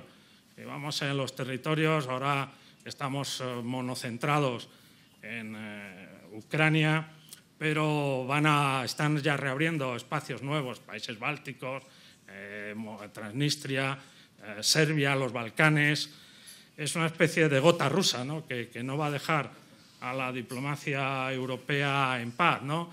Y tienen esta, yo creo que es una virtud de oportunismo, ¿no?, sacar, romper idea, abrir frentes nuevos, con lo cual tiene a la Unión Europea siempre en una posición reactiva y a la larga lo que van es a conducir a la fatiga, ¿no? Es decir, bueno, es inútil, ¿no?, la Unión Europea, vamos a dejar de hacer o mirar para otro lado.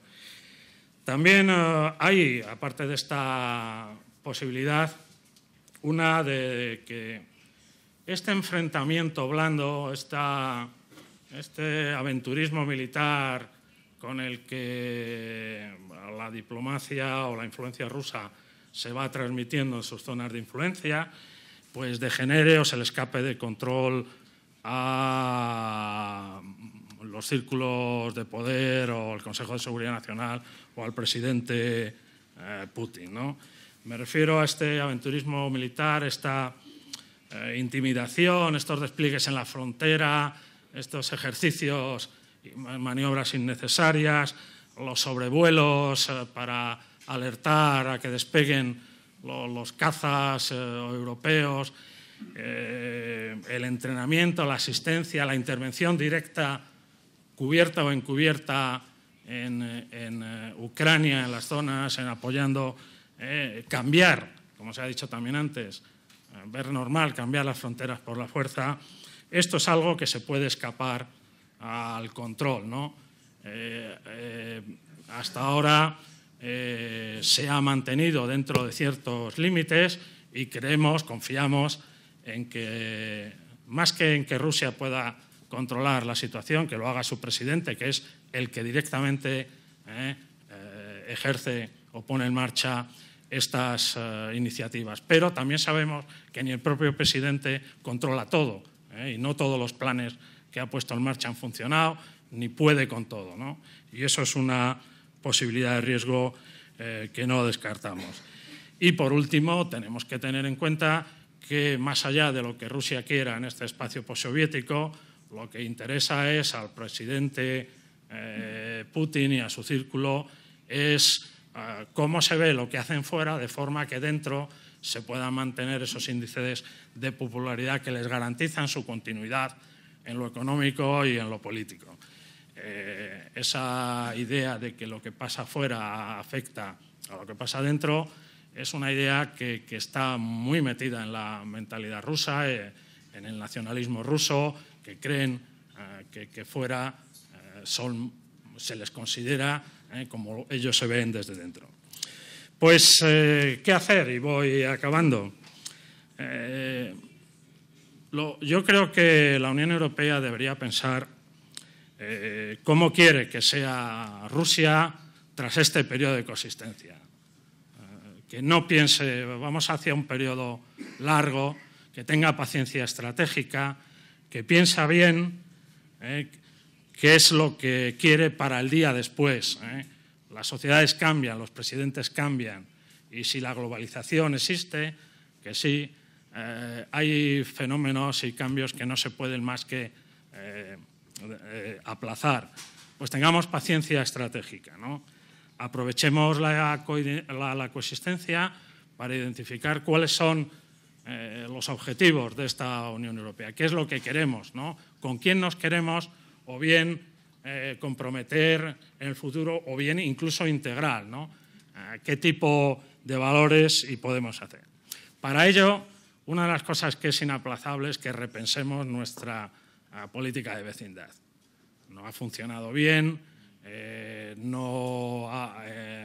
es una política que se ha pensado desde la superioridad, desde la imposición de homogeneizar espacios, tanto al norte o al este, como se está haciendo hacia el sur. Los vecinos no son iguales que nosotros, ni quieren compartir nuestras habitaciones, seguramente zonas comunes, y podemos hacer, lo que hay que pensar es primero en qué podemos hacer en esas zonas comunes. Hay que conocer mucho mejor, hay que incrementar el conocimiento situacional. Parte de los errores que hemos visto de nuestro Servicio Europeo de Acción Exterior es porque tenemos prejuicios a la hora de valorar lo que pasa en nuestro entorno inmediato y en las mesas de negociaciones. Tendemos a creer, los europeos, que los demás quieren ser como nosotros, que piensan como nosotros, y confundimos realidad con deseos. Y deberíamos hacer una vuelta hacia una reflexión más pragmática. Fomentar la condicionalidad, la aproximación de estas zonas, ¿no?, de estos países o de estas sociedades hacia la Unión Europea, tiene que ser cumpliendo los mismos requisitos que les hemos pedido a todos los que ya están dentro. No podemos bajar la guardia en la condicionalidad ni aplicar criterios políticos, porque no es bueno para esas sociedades. Y si verdaderamente, lo verdaderamente importante, creo, no es que quieran ser europeas, sino que quieran mejorar en sus niveles de bienestar, democracia, libertades, ¿no? Entonces sí, estarán en condiciones de, si así lo desean, entrar a la Unión Europea. Así que hay que apostar a largo plazo por la sociedad civil, los Erasmus, los visados, el turismo, el poder blando. No hay que abandonar, como hemos hecho, a la disidencia interna. Esto ha sido una fuente de desmovilización, y si verdad tenemos esos valores, el nuevo equipo de la Unión Europea, tendremos que intentar superar esta fase de consistencia. Fallaremos, pero habrá que volver a intentarlo una y otra vez hasta que las cosas cambien. Gracias. Muchísimas gracias, Félix, por este primer input y por este repaso de las relaciones entre Rusia y la Unión Europea y de su coexistencia también en la zona que hoy nos interesa. Nico, tienes 10 minutos. Muy bien, gracias, María. Bien, buenos días de nuevo. Voy a tratar de ser muy sintético y lanzar algunos mensajes, algunos titulares para provocar cierto debate, en algunos casos intentando ser provocador también para generar sus reacciones. Tratando de responder a esta pregunta que hemos planteado de si podemos coexistir en el espacio postsoviético, al menos si podemos coexistir sin demasiados sobresaltos, necesitamos al menos unos ciertos consensos mínimos entre la Unión Europea y Rusia, que en Ucrania han saltado por los aires y estamos en la búsqueda de unas nuevas reglas de juego, unos nuevos consensos mínimos para articular nuestra relación. Y además hace falta un cierto nivel de confianza y en este momento no tenemos ni lo uno ni lo otro porque es evidente el nivel de desconfianza estratégico tanto entre la Unión Europea como Rusia. Quiero incidir en mi presentación en un hecho que no descubro nada nuevo, en que hay un evidente choque de percepciones entre Moscú, Bruselas o entre Rusia y los países europeos. Percibimos la realidad de forma distinta y sobre todo nos percibimos de forma muy, muy distinta. Y me interesa enfatizar dos aspectos que, aunque son conocidos, creo que no es asumido generalmente en la Unión Europea y particularmente en España la profundidad del decalaje y del desequilibrio que hay en estas percepciones mutuas. En primer lugar, la Unión Europea en el Kremlin, aunque de acuerdo con lo que comentaba Félix, no es percibida la posibilidad de que la Unión Europea proyecte fuerza militar en el espacio postsoviético y eso obviamente da ventajas a Rusia claramente en el contencioso ucraniano y en otros, pero sí percibe a la Unión Europea como un riesgo geopolítico. La Unión Europea no piensa en términos de áreas de influencia, como nos comentaba en la mesa anterior Ulrich, pero el Kremlin sí percibe que hay un juego de suma cero y los países que no estén en la Unión Eurasiática en breve estarán en el ámbito de influencia europea y Moscú perderá ese control sobre ellos. El problema aquí para la Unión Europea, también como comentaba antes Ulrich, es que la Unión Europea, digámoslo así, atrae a su pesar. Es decir, el nivel de interés en la cuestión ucraniana era escaso, pero es la propia voluntad de una parte muy mayoritaria de la ciudadanía ucraniana lo que obliga finalmente a Bruselas a replantear su interés y su intervención en Ucrania. Y una segunda percepción que me parece importante, y aquí sí que el Kremlin lo percibe como una amenaza a la Unión Europea desde un punto de vista existencial de la estructura de poder que hay hoy día en Rusia.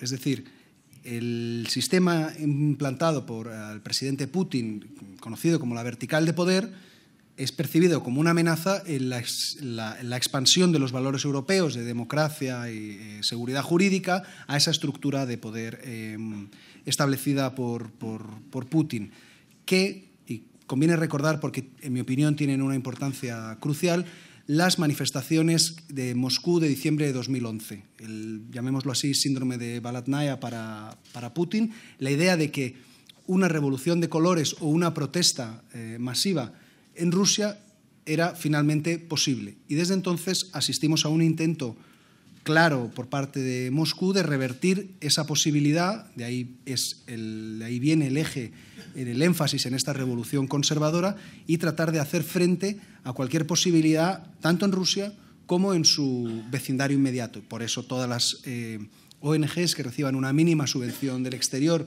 se han convertido en Rusia en agentes extranjeros, en una quinta columna.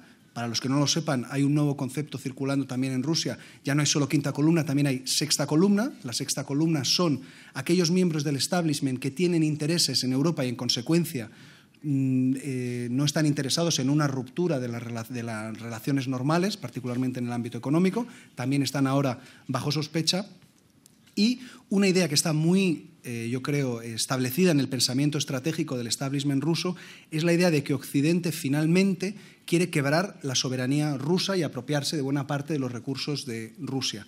Y esto lo vemos, es una idea que se repite sistemáticamente en los discursos, la narrativa que emana del Kremlin, y a cualquiera que esté interesado le recomiendo que revise el discurso de Putin de celebración de victoria en marzo de 2012 en la Plaza Roja de Moscú, 3 meses después de estas protestas a las que hacía mención, en los que en 3-4 minutos Putin sintetiza todas estas visiones y deja muy claro estos principios y esta percepción del de Occidente en general, Unión Europea y Estados Unidos, como amenaza existencial para su régimen y para Rusia.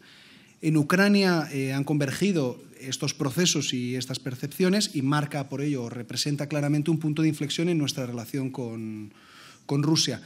Por mucho que haya voces en la Unión Europea, sobre todo el sector de negocios interesados a volver al business as usual, no parece demasiado factible. Tenemos que encontrar nuevos consensos y nuevas reglas. Y las reglas han saltado por los aires porque los principios que han regido en Europa, también lo comentaba antes Ulrich, desde el final de la Segunda Guerra Mundial, no se han respetado. Sintetizados, digámoslo así, en el Acta de Helsinki, acordada en su día por el bloque occidental y por la Unión Soviética. Bueno, si alguno repasa esos principios, podemos aceptar, incluso aquellos que tengan simpatía por el Kremlin, podrían aceptar que el Kremlin está en este momento violando la mayor parte de ellos en Ucrania y claramente en Crimea. ¿Por qué? Y una cuestión muy importante es la de la soberanía. La idea de soberanía en Occidente, y no solo en Occidente, en el conjunto de la sociedad internacional, lo entendemos como una condición inherente a la condición estatal, es decir, cualquier Estado que forme parte de Naciones Unidas es en consecuencia soberano, aunque sea después más o menos poderoso.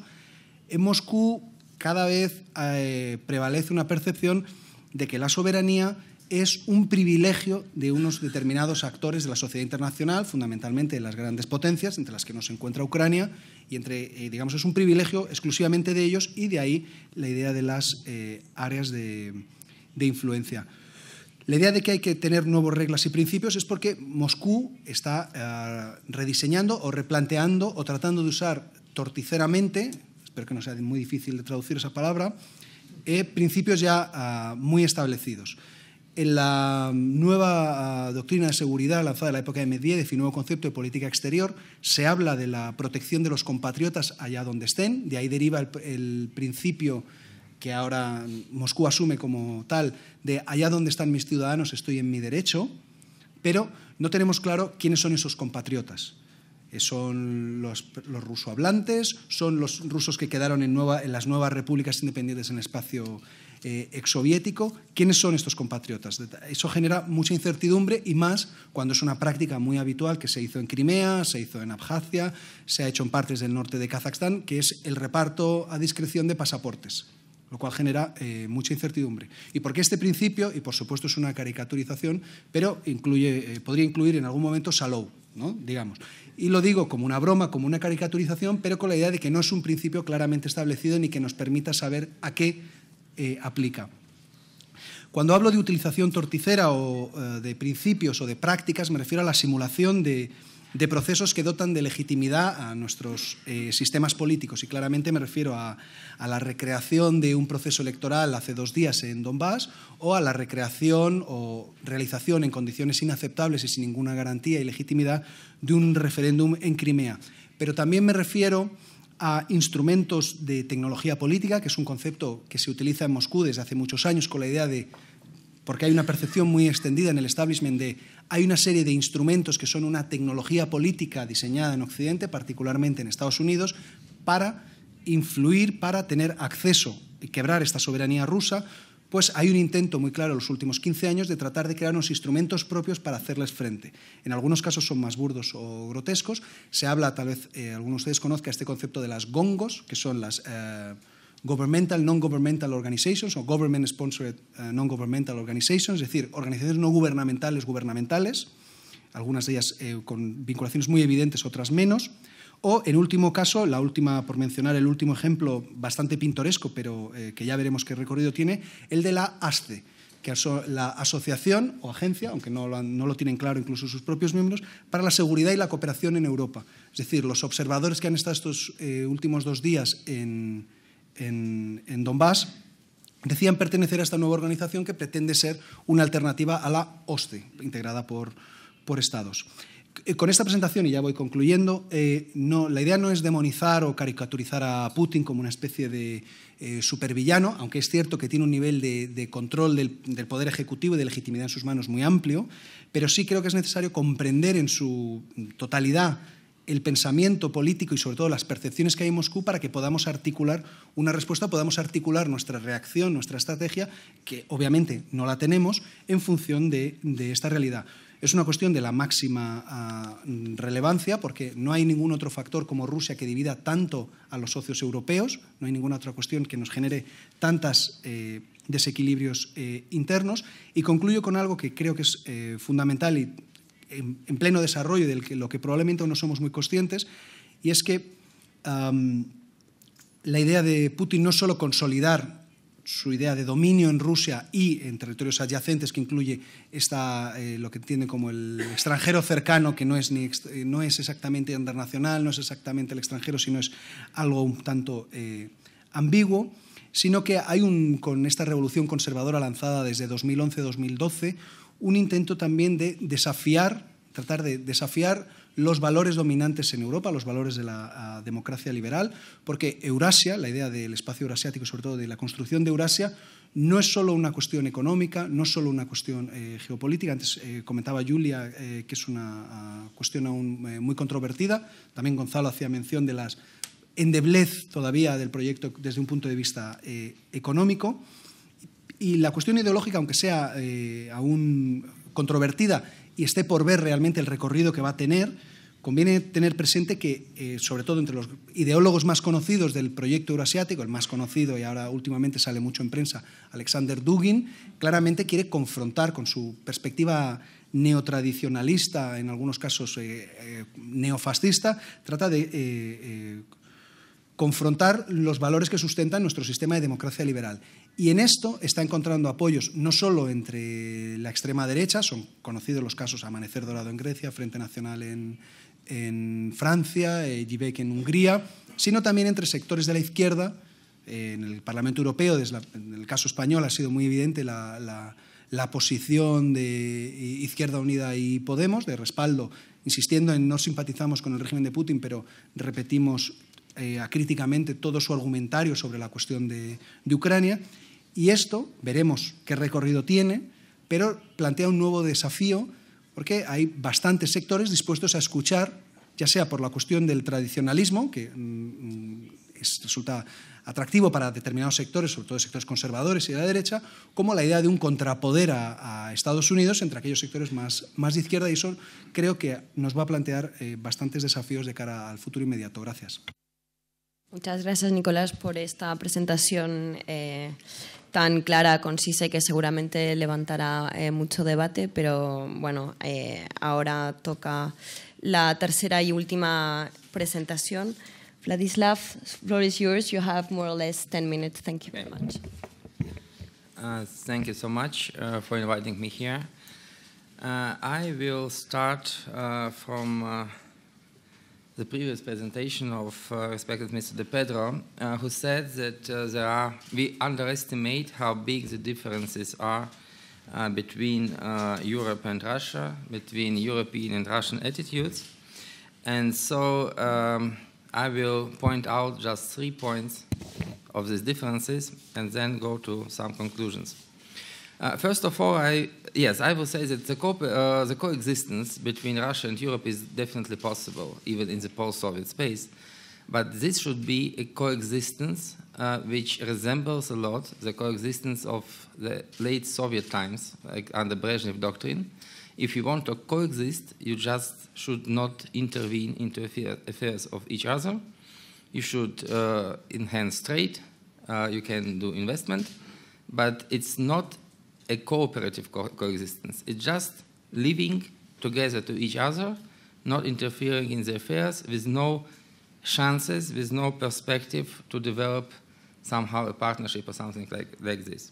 So I'm going back for explaining some acute differences in Russian and European approaches.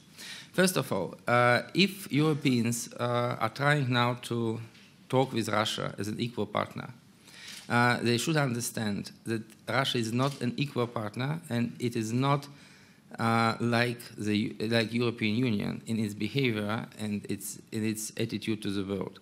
Because for 60 years so far, the European Union has expanded from initial 6 members up to current 28 and is expanding further, while Russia is geopolitically clearly a declining country. Its sphere of interest is rather limited now. it went through the path from a global superpower during the Soviet times to a quite important but definitely regional state, regional power, and therefore it's very complicated to talk to such a failing geopolitical power from the point of a very successful one who is imposing its rules and principles even into some post-Soviet space like in Baltic states. So when talking to Russia, you should understand that Russia is now defending, it's on defensive. It's everyone in Moscow now is saying that Russia is standing up from its knees, but it's not true. Putin definitely fears the European Union and NATO expansion because he understands that Russia is completely weak and its possibilities and its means of influencing the situation is rather limited. Mr. Putin's speech on the Valdai Club, which I witnessed two weeks ago, was just about this. Don't interfere in our sphere of interest. It's rather small, but don't go there. This was a message. And please understand me, don't go there, because this will cause a conflict. You already got a lot of countries which were in our orbit of influence into your sphere of influence. So just stop at this place, don't go further. The second point is that what Mr. Putin means, and I should say that it's a very crucial point. Everybody often cites his idea and his formula that the breakup of the Soviet Union was the greatest geopolitical catastrophe of the century. It was said in his message to the Federal Assembly as early as in 2005, quite 9 years ago. But in 2011, Mr. Putin said another very important phrase when he was giving his interview to the several Russian TV channels during his presidential campaign. He said, what was the Soviet Union? And answered, the Soviet Union was the same Russia, just named by another way. And this is a very crucial point. He believes the Soviet Union was Russia, and the breakup of the Soviet Union was a breakup of historical Russia. So, of course, Baltic states are an exemption, but if it comes to Ukraine, Mr. Putin he completely believes that the Western expansion into Ukraine is not an expansion into post-Soviet space. It is expansion into the Russian territory. And this hurts him very much. So you should be very, very, aware about this. And therefore, Mr. Putin now promotes the idea that Russia is not Europe, that Russian civilization is not a European one, that we are Eurasians, and so on and so on. But nevertheless, you should understand that every time you are interfering into affairs in Ukraine, in Putin's mind, this is the interference of the affairs of Russia. And therefore, it's possible to establish coexistence here, but it's impossible to establish a cooperation and even mutual understanding. The next point, and the third one, is that, look, in her presentation, the first session, Ms. Zhuzhkova said that there is a difference between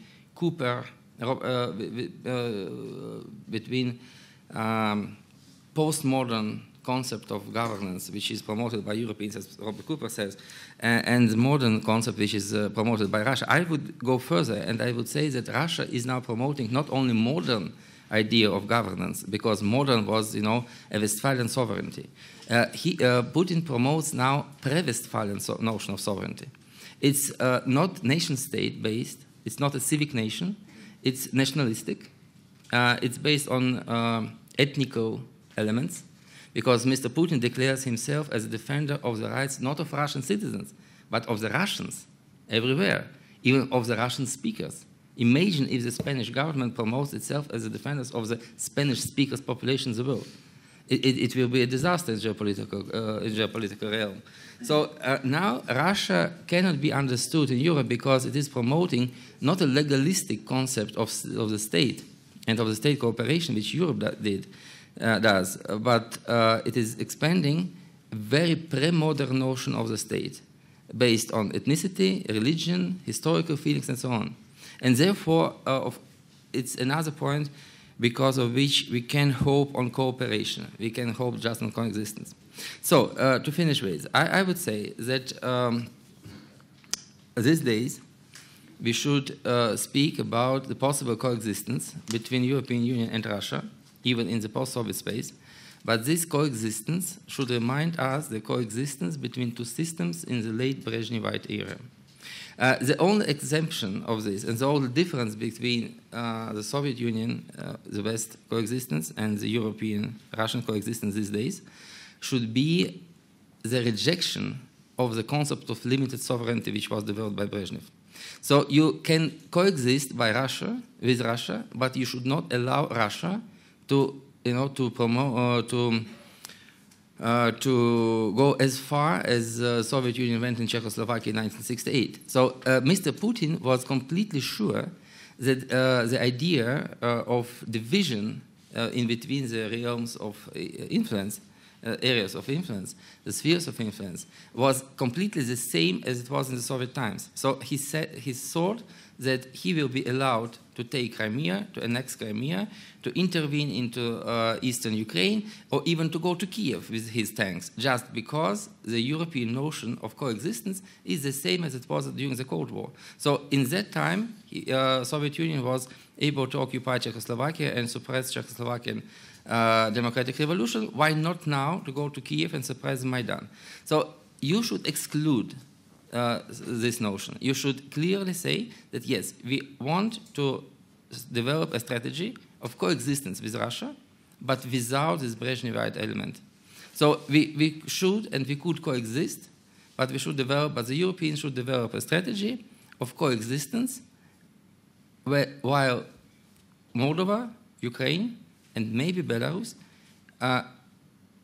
certainly are inside the European sphere of influence. Of course, Russia can develop its Eurasian Union. It can annex Kazakhstan, Uzbekistan, Kyrgyzia, and even dominate heartland. While I would agree with previous speakers that the heartland belongs to China. But nevertheless, let Putin try to go east. But in the West, in the near abroad of Russia and Europe, you should clearly say, okay, we coexist. We don't want to impose European values on Russia, but we will 100% support the Ukrainians, Moldovans, maybe Belarusians, Western decision to choose the Western values, the European perspective. This is ours. The Central Asia is yours. And here we really want to finish the European project. Because, look, Europe now consists of 507 million people inside the European Union and 28 nations. Outside the European Union, we have now Ukraine with 46+ million people, Belarus with 10 million, Moldova with 2 million, and Balkans. So I think that in 20, 30 years, the European project should be completely finished inside Europe. The whole Europe should be the European Union. And what begins eastward from the Russian border, it's Eurasia, Novo-Asia, something like this, but this is not yours. Putin may be very happy to expand to Central Asia. But inside Europe, you should promote coexistence, but on very clear terms. And Mr. Putin should understand what these terms are, and he should realize that he will stay firm on these principles. Thank you. Thank you very much, Vladislav, for your presentations. So, bueno, ahora ya podemos abrir el debate. Tenemos unos escasos 10 minutos. Entonces, por favor, intentad ser breves en los comentarios y muy concretos en las preguntas. Haremos como en la primera sesión, colectaré unas preguntas primero a las cuales contestarán los panelistas luego.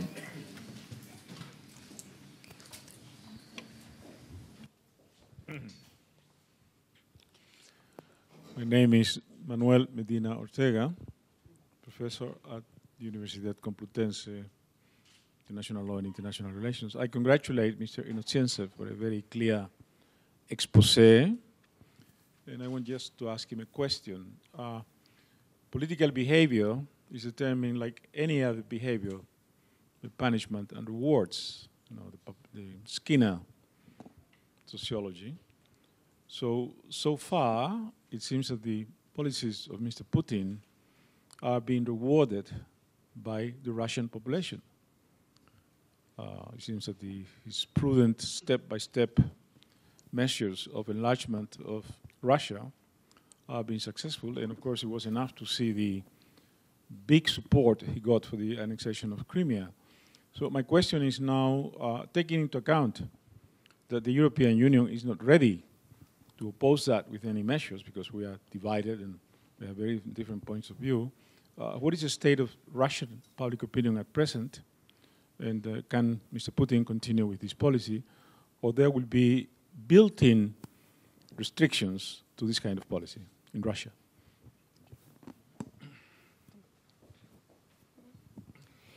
Bueno, mi pregunta, la Comisión Europea acaba de publicar que parte del cese de las sanciones contra Rusia en sus previsiones de 2015 por cómo afectaron a la economía de la Unión Europea. Me gustaría saber vuestra valoración sobre cómo afectaron estas sanciones a la Unión Europea en su conjunto, a la visión económica, y si creéis que fueron un error o un acierto ahora que la Comisión Europea parte de este cese. Gracias. Buenos días a todos. Soy representante de conucrania.com. Quisiera agradecer tanto a la primera mesa redonda como a esta segunda mesa.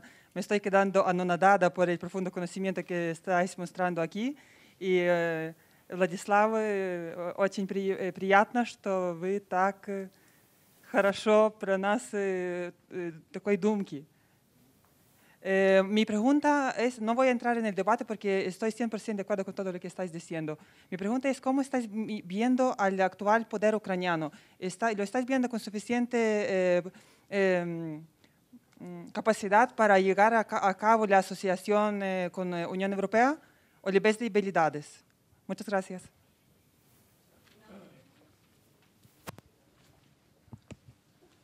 Gracias, mi nombre es Eugenio, de la Embajada de Ucrania, soy el primer secretario.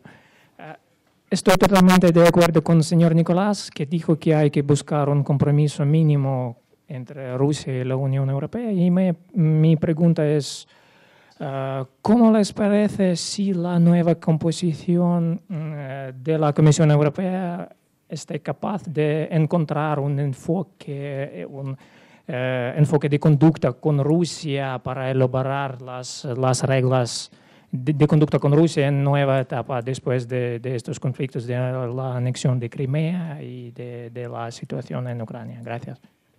Vale, muchísimas gracias. Vamos a cerrar ya el turno de preguntas para pasar a la contestación de los panelistas. Félix, si quieres...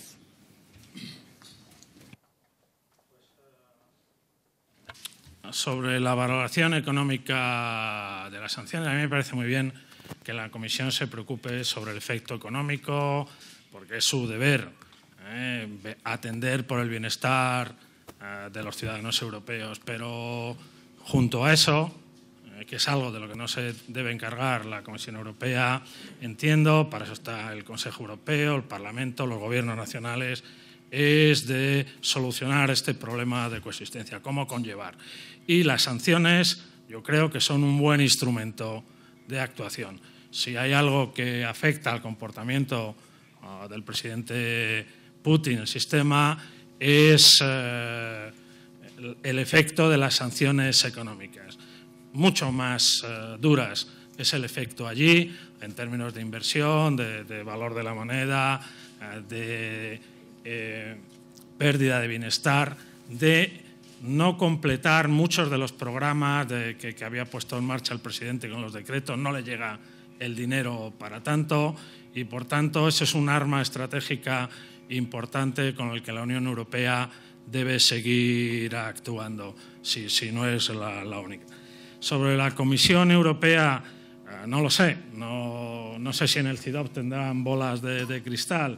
La nuestra no está en reparación.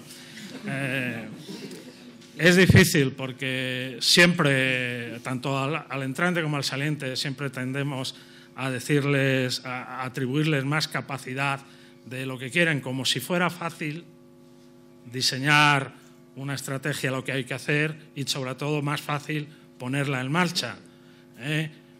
Si la cosa va mal, siempre decimos es la Unión Europea, porque no queremos decir va mal, porque son este Estado en concreto, o este grupo, o este partido político, o estos grupos, esta visión nacionalista. Lo tienen muy difícil, ¿eh? Al igual que pasa en Ucrania, también los gobiernos tienen un problema interno. Yo lo que sí creo, eso lo deberían hacer, era poner en marcha un proceso amplio, ya lo han dicho los responsables anteriores, poner en marcha un proceso de reflexión más abierto, ¿no?, de la política de vecindad y explicarle a los ciudadanos europeos que si de verdaderamente, tanto y como expresan en el Parlamento, aspiran a fomentar sus valores, eso tiene un coste en lo económico y sobre todo en la sostenibilidad del esfuerzo. Lo que no se puede tener es una falta de paciencia estratégica. Los europeos queremos resultados ya, que se resuelva esto con Rusia ya, lo de Ucrania ya, y no puede ser. Y por eso hace falta un ejercicio de comunicación que tampoco tenemos. Gracias. Vladislav, floor is yours.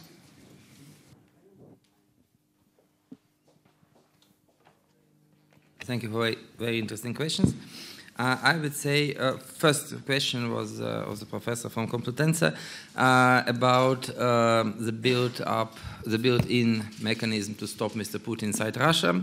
I would say there is no one in place because several issues, and the most important issue I would like to say here is that Russia, for example, it differs from the Soviet Union because it is an open society.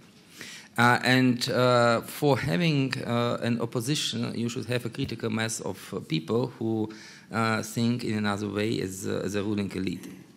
And this part of the Russian population is, on the one hand, quite small, and on the other hand, it is declining. Because in Medvedev years, during the Medvedev presidency, from 2008 to 2011, average emigration from Russia stood at 35,000 people a year. So 35,000 people left Russia to settle abroad for the rest of their life, presumably. Now you have the outflow of 206,000 during the first 8 months of 2014. So it will be 10 times more people, young, professional, independent thinking, leaving Russia this year than 5 years ago. And therefore, those who are opposing Mr. Putin are leaving Russia in growing numbers. So therefore, they are weakening the opposition forces in Russia. Everybody who agree stays there and is happy. A lot of them who disagree just leaving. Therefore, I do not expect a strong opposition to Mr. Putin arising in coming years. And so he is free to promote his policies for many years to come. I think he will die in power, maybe in 15 years from now. So the next point is about the sanctions. I agree, the sanctions are quite useful. When you see something similar to what happened in Crimea, the only one adequate answer is a new desert storm, as what happened in vis-à-vis Iraq during his occupation of Kuwait in 1991. But Russia is nuclear power. No one wants a new war with a nuclear power these days. So Europe was forced to do something expressing its attitude vis-à-vis Russia, towards Russia. And sanctions are, of course, the only one possible solution.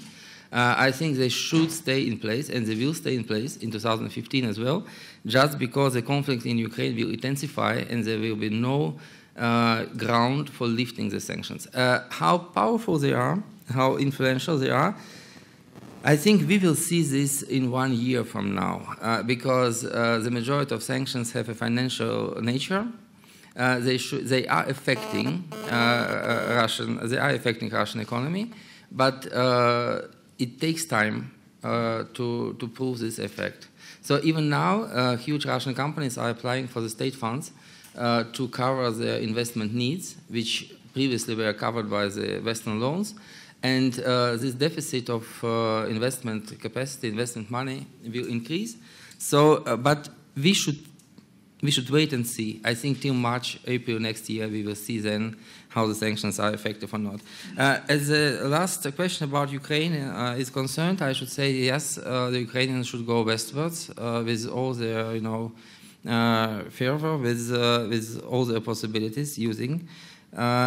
Also, I should say that in some time, maybe my words will hurt our Ukrainian friends, but in some time you should reconsider the fate of the eastern Ukraine, of the Donbass. I simply think you don't need it in the future to go to Europe. It's better to live to Russia with all their problems.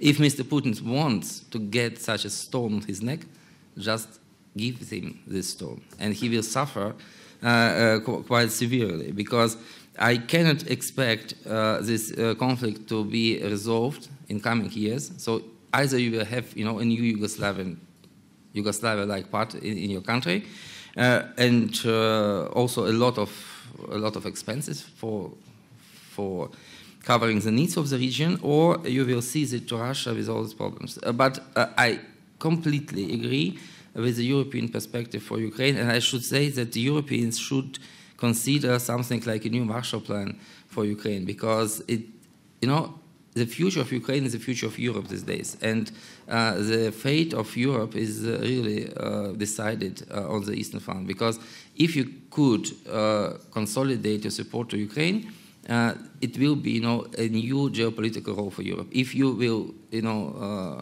put the Ukrainian issue aside and allow Russia to divide this country, I think it will be, a very severe blow for the European role in the world. Sí, voy muy rápido. Sobre las sanciones, suscribo lo que han comentado Félix y Vladislav. Creo muy rápidamente que, aunque tengan también, por supuesto, un impacto en Europa por el nivel de interdependencia económica, han sido muy útiles en articular una voz común o poner las bases para una voz común, una posición común de los europeos, y ahí creo que tienen ese valor. Y también tienen el valor de haber mostrado la determinación de los europeos, porque Putin, a pesar de todo, siempre es más prudente de lo que parece y quiere testar hasta dónde están dispuestos a aceptar los europeos. Así que al menos es un mensaje de hasta dónde, en qué momento están dispuestos a reaccionar, aunque eso en un momento de crisis económica les resulte impopular en Europa.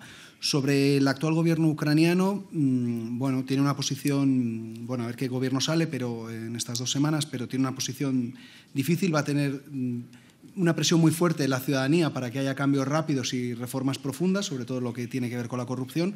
Ahí veremos, porque el haber mantenido el sistema mixto puesto en el 2012 pues no ha sido la mejor idea, desde luego, porque ha permitido que persistan allí o que persista la presencia de determinados elementos en el Parlamento, y al mismo tiempo va a tener una presión muy fuerte que venga del Donbass, porque es el instrumento que puede utilizar Moscú para provocar inestabilidad y obligar a Kiev a siempre tener en consideración la posición del Kremlin. De ahí que la posición que comenta Vladislav de dejar el Donbass podría ser lo más útil, pero, y ahí el problema es del nacionalismo emergente en Ucrania, y las fuerzas de extrema derecha en el fondo actúan como aliados tácticos de Putin, porque harían imposible o muy difícil, o con un coste político muy alto para cualquier gobierno ucraniano, aceptar esa renuncia. Pero desde un punto de vista pragmático y realista podría ser lo mejor para Ucrania.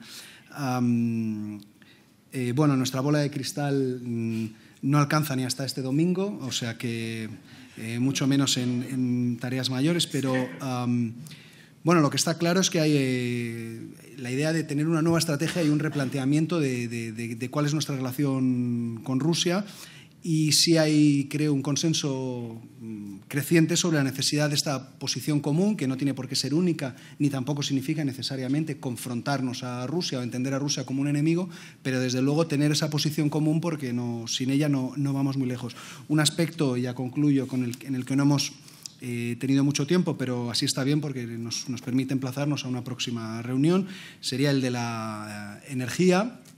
En una próxima reunión necesitaremos que Gonzalo pues, nos hable más de este tema, porque bueno, hay creo un consenso creciente en la necesidad de reducir el nivel de relación energética con Rusia, pero hay 2 cuestiones yo creo importantes sobre la mesa. Es una, si es posible técnicamente, que no está tan claro, sobre todo en el corto plazo, y 2, si es necesariamente deseable, o sea, provocar ese desencuentro, desengagement, ¿no? Desenraizamiento de nuestras relaciones con Rusia. Bueno, está por ver, y así pues bueno, nos permitirá reunirnos otra vez. Gracias. Pues con esto concluimos la segunda sesión. Muchísimas gracias por vuestra atención. Right, let's try to not to lose too much time and get into the next discussion. My name is Tony van der Tocht. I'm from the Klingendahl, Netherlands Institute of International Affairs in The Hague. I've just joined Klingendahl. Before that, I was working on this region, on Russian affairs, on Eastern Europe, Central Asia, at the Ministry of Foreign Affairs in a number of functions. So I know the backgrounds of these discussions quite well, also from my own times and attending discussions in Brussels or at OECE meetings, EU meetings. So that's my perspective where I come from. But much more important, of course, are three speakers. Mr. Sushko from Ukraine, Mr. Goglashvili from Tbilisi, from Georgia, and Kristi Raik she's from Finland, the Finnish Institute of International Affairs, but to hear some perspectives from the countries concerned, the countries from the Eastern Neighbourhood, the Eastern Neighbourhood partners, because we've been discussing EU-Russia all the time this morning, and of course that's very important, but we should also hear perspectives from the countries concerned, because that is what it's all about. And I don't think we should have this reflex that we ask Russia all the time whether it's okay that we deal with these countries. We should ask the countries themselves what they want, and if they want a European direction and they want to interact with the EU as our Eastern Neighbourhood partners, I think they should be completely free to do so.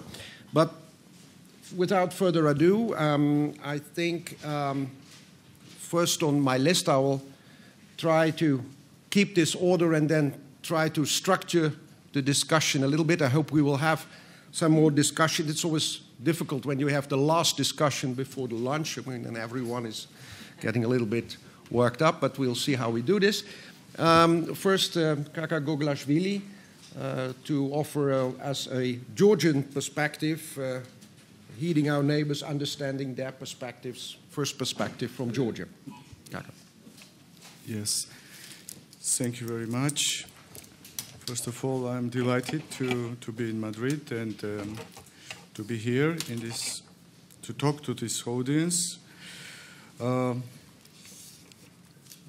Georgian perspective, of course it is well known that Georgia strives and fights and intends to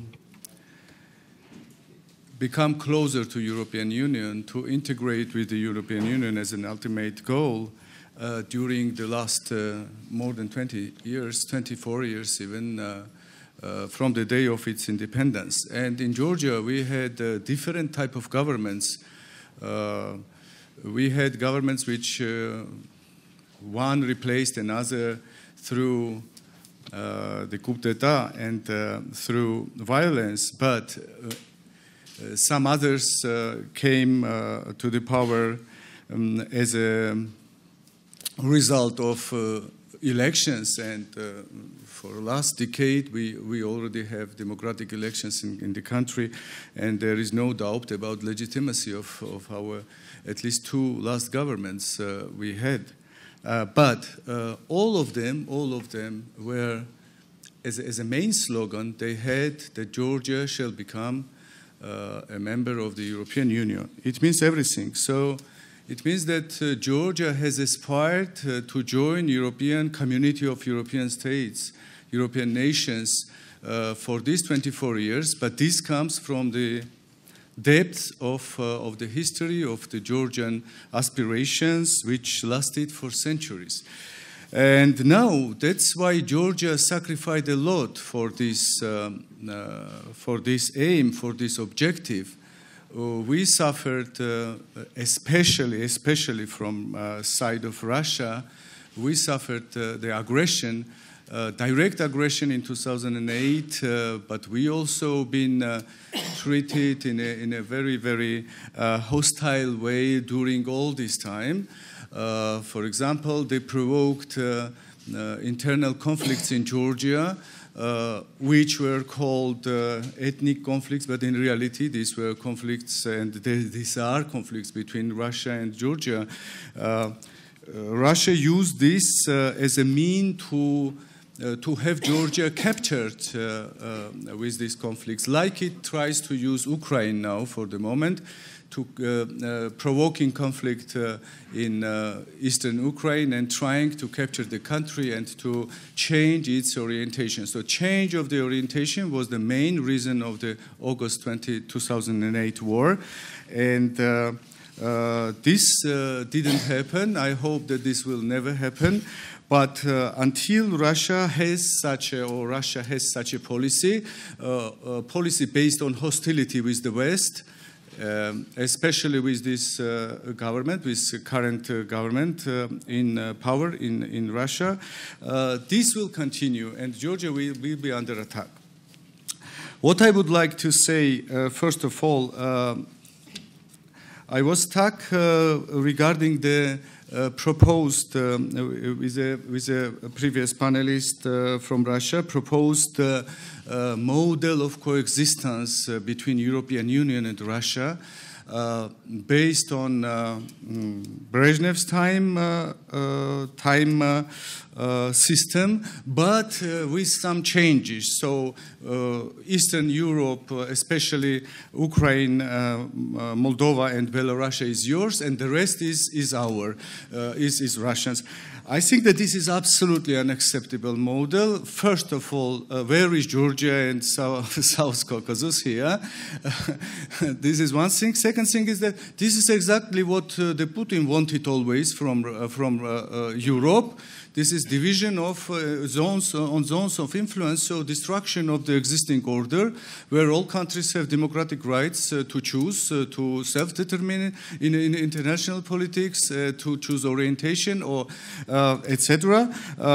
But on different, so it's a bargaining point. So it's saying that okay, I will leave this, but you agree on the system. Then European Union is not more European Union if it agrees on such approach. Because, for example, we can leave Caucasus also together with Ukraine. What about Central Asia? European Union should not support any move of self-determination in Central Asia. So if Central Asia is occupied by Russians, then European Union should say, okay, this is the zone of influence of Russia, and we will not keep involved in this, etc. So I think that this is not proper approach. That's why the problem exists, and it will continue because there is no such way out, unfortunately. Now, what is EU for us, for Georgia, and what is European integration for Georgia? I think that there is some perception that such countries like Georgia, they see on EU only a source of providing economic prosperity, help, providing the assistance, etc., etc.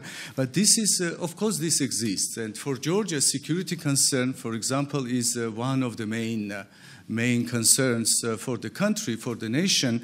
But it's not only about it.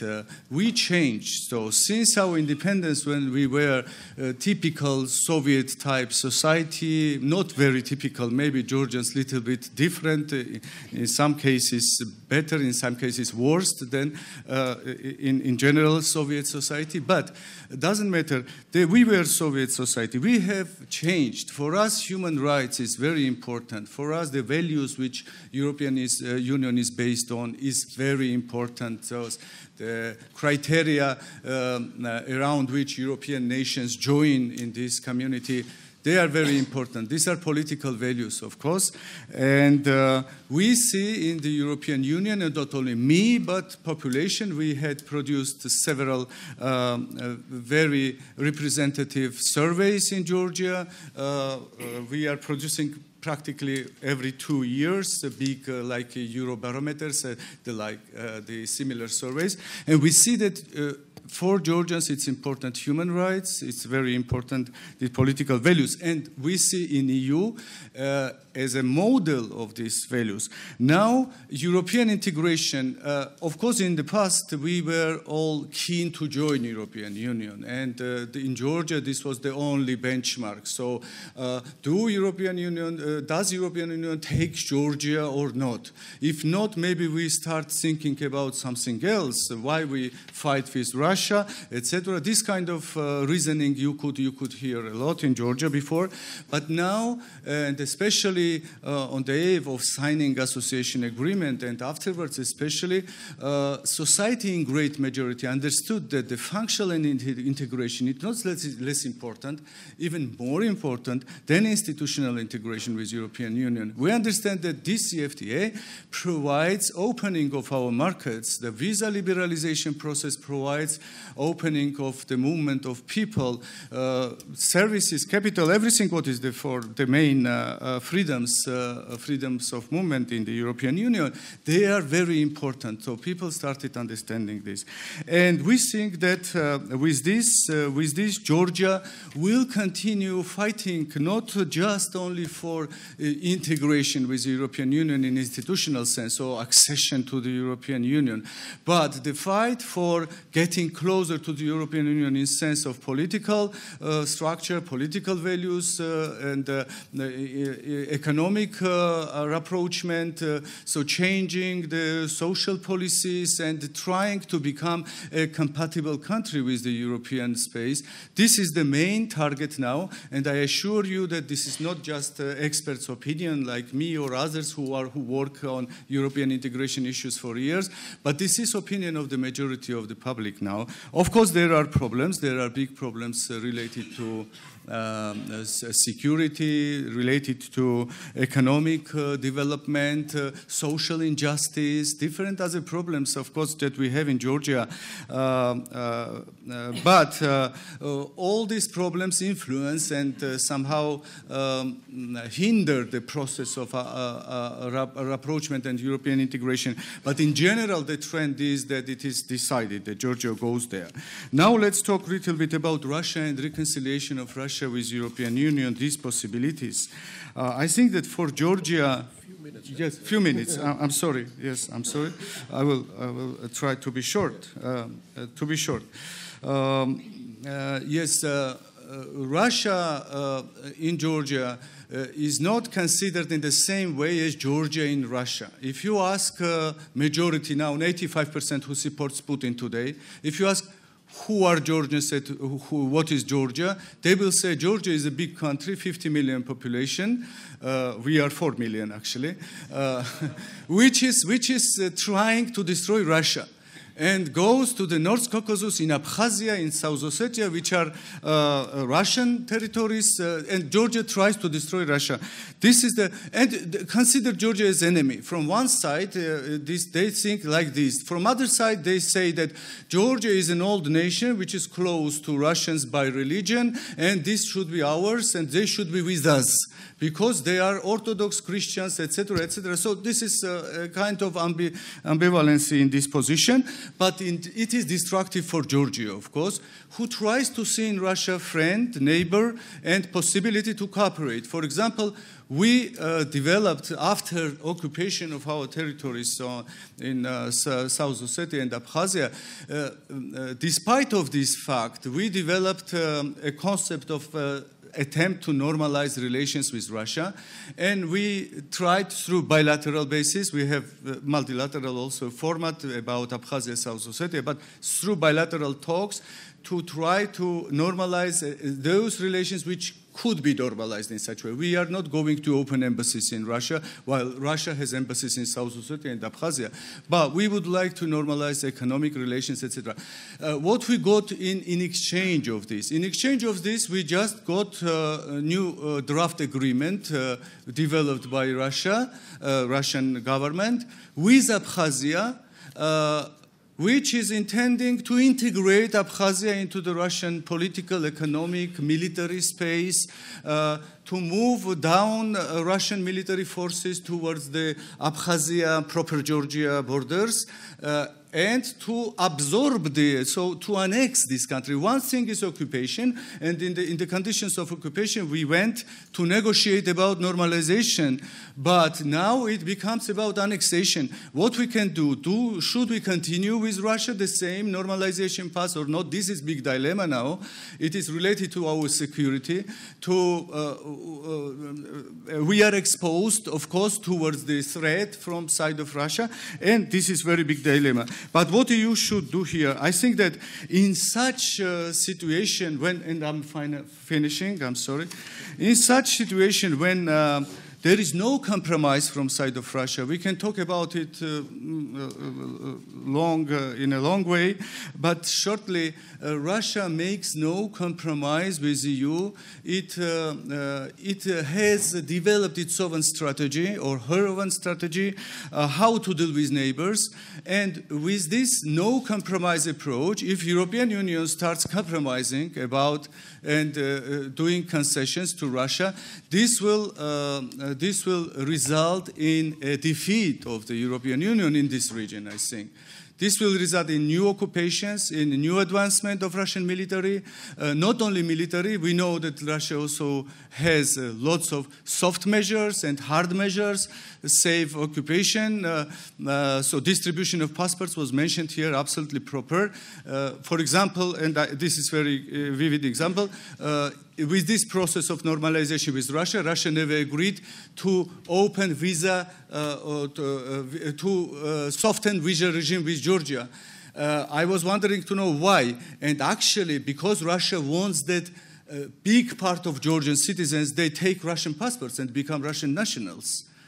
This is a kind of approach that I close your visa, I harden visa regime, that you take Russian passports. And in Georgian ethnic minority regions, for example, populated in Armenia, by Armenians, there are big part of population now having Russian passports. So this is possibility softly to also employ these soft instruments. So having these instruments, I think European Union needs to develop a strategy, very strong, very strict strategy to fight and not to compromise. EU is based on values. EU is a value-based community. If EU starts compromising in this geopolitical war with these values, and these values should be also applied in international politics, not only internally inside of EU, but in international world. If EU starts compromising, it will lose here. Thank you very much.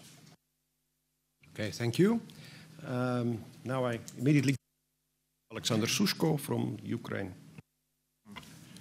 Thank you very much. It's a great pleasure to be here to speak in Madrid. I've been here this year already. It was in April, and that was very, I would say, outcomes of the changes in Ukraine. And now we are half year ahead, and that's a chance to identify where we are now, what happened, and what we can expect. First of all, certainly, there is the year which has passed since last November. It was Vilnius Summit, as you remember, Vilnius Summit of the Eastern Partnership, where there was a from which we had this dramatic development when President at that time, Yanukovych, refused to sign the association agreement, and from that point we had probably the most dramatic year in Ukraine's national history since independence, certainly. And it's also clear that now we have a new Ukraine, different Ukraine from that we have seen a year ago. It is some I would say, elements of our reality which at that time looked very stable, were destroyed. But on the other side, some new elements appeared, which at that time looked to be just not realistically achievable. And so this is a combination of losses and gains which we obtained within this year, creates a new reality in which we have to correct or to rethink many issues which which we never thought before, and that's the good time for new identification of the new, I would say, new picture. Then to adjust, we need really to adjust our perceptions, our ambitions, and our policies to the real options which we have for us due to also change in world, change in Europe, and lots of dynamics in our neighborhood. So first of all, association agreement became a pretext and the first impact to society to wake up. Certainly it was not the only one, but it was the first one. And it was mentioned in the first panel that it's very unusual that people wake up and go to the street to protest many weeks just in favor of some trade arrangements. Certainly, it looks strange, but by substance and for the many people in Ukraine, it's like that. That association agreement is not about just trade. We have lots of trade agreements, with, including that with Russia, with other countries. But they were never in focus of the public opinion at all. That agreement was not for the ordinary, for the society, for the most active part of the civil society. It was not about the trade, but it was what was about identity. And identity for Ukrainian society is very serious thing. So the identification itself with the European space, instead of being identified with so-called post-Soviet or Russian space, is a key element of current Ukrainian identity. Maybe there is a kind of conflictual background within this new identity. Maybe it would be better, and it's true, but that's another part of the story, that it would be more comfortable, maybe, for Ukrainians not to have this strong, I would say, choice. So not to make choice between East and West and to continue living within the uncertainty. So for many years, it was quite appropriate for the most of Ukrainians, and it was quite comfortable not making this choice. And if this situation, I would say, external situation continue, maybe it would continue also in Ukraine for some years more. But this I would say, part of history just expired. And it is not I would say, there is nobody to be blamed for expiration of the previous model of history. Nobody. There is just a moment when there is probably, for each nation, there is a moment when it needs to make a choice. And so for Ukraine, this moment appeared just last year. And the choice was finally clear. And that was, unfortunately, not acceptable for Russian leadership. And what happened after was a kind of reaction, and then that was not just one event. So the whole Maidan, and afterwards there was the chain of events which determined step by step one to another. And finally the picture was so complex just because there is no it's not clear where we began with what, and was it possible at certain moment to stop or to follow other way. So now that's clear that the overall development brought us into new reality, which was not prognosticated, which was not envisaged and foreseen a year ago. And certainly some elements of the new reality are maybe look shocking, what totally not predictable, such as an annexation of Crimea or this hybrid war in Donbass. There were some I would say, how to say that, alarms that it may happen, but the most of people and politicians never believed in that. Just because why it looked not realistic to predict behavior of Russia before it happened. There was a logic behind this more moderate prognosis. For example, if I would asked a year ago, 2 years ago, if Russia will go to annex Crimea or to annex part of Donbass, I would say no, because Russia doesn't need Donbass. Russia doesn't need part of Crimea. Russia does need Ukraine. And if it takes Crimea, if it takes some other territories in the east, it means it totally loses Ukraine forever. And that is why my realistic perception of the story was that Russia will never do it, because it is realistically willing to take over the whole Ukraine, to have some leverages, at least, to have some moderate impacts, it's whatever. Now we have the things done, and Russia finally lost Ukraine. However, that Ukraine is a little bit, has de facto different frontiers than it had before. And certainly there is no way, at the moment, there is no good forecast for the solution. Realistically, we do not see any chances to solve both Crimean and Donbass crises in the foreseeable future.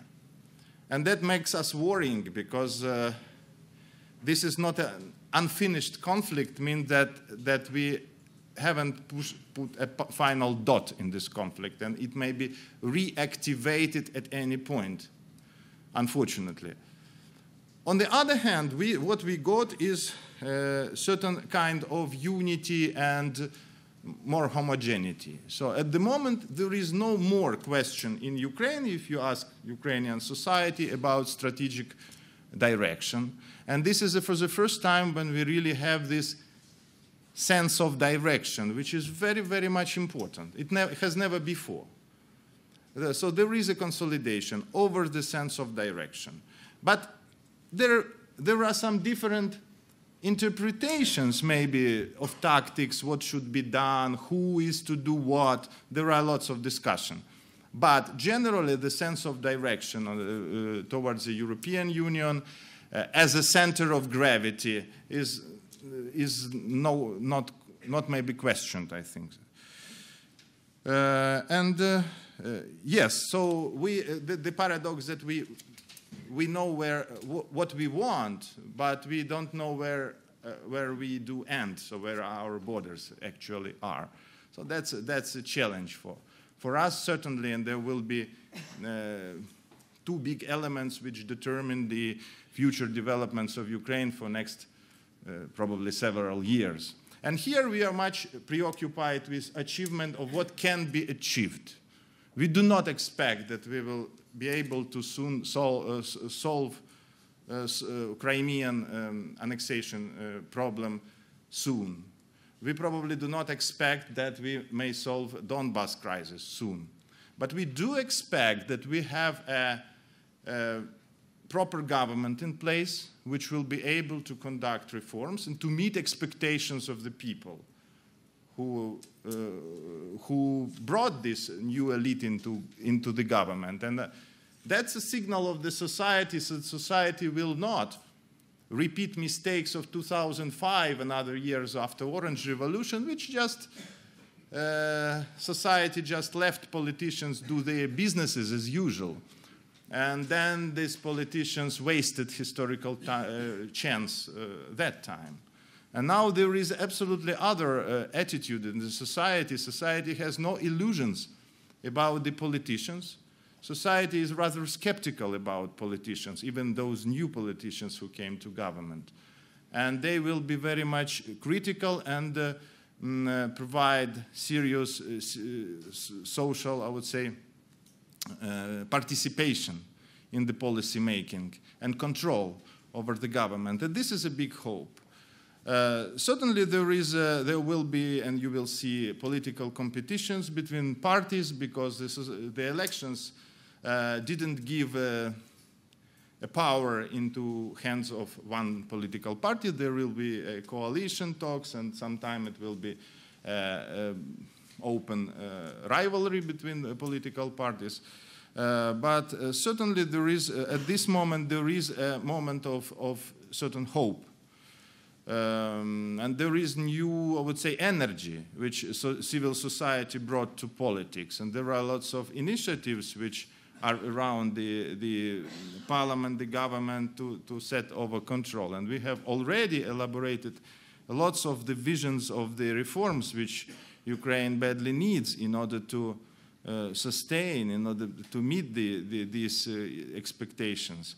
So certainly I would in favor, certainly we will not have a perfect development. There will be lots of problems, but what we hope at the moment is that Ukrainian government and society will not concentrate so much over the issues which are not be possible to solve through the resources of the country which it really has, but to concentrate on the objectives which may be achieved, and then if they achieved, they may be another prerequisite and better conditions to solve also the territorial crisis which the country currently faces.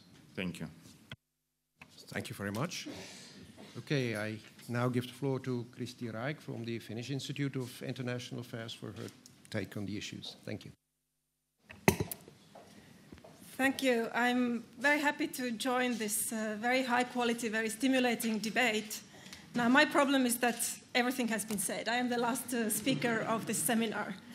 But I will try to contribute some reflections that draw on my background as an Estonian. Although I work in Finland, I am Estonian, and my professional career started with working on Estonia's integration into the EU, and also on my experience of working with the eastern neighbors, mostly Ukraine and Moldova, both as a researcher, and I have also done it as an EU official for a few years before I came back to research. And I have one very simple message that I would like to convey, and that is that Europe should show more solidarity towards our eastern neighbors, those countries that aspire to closer ties with Europe.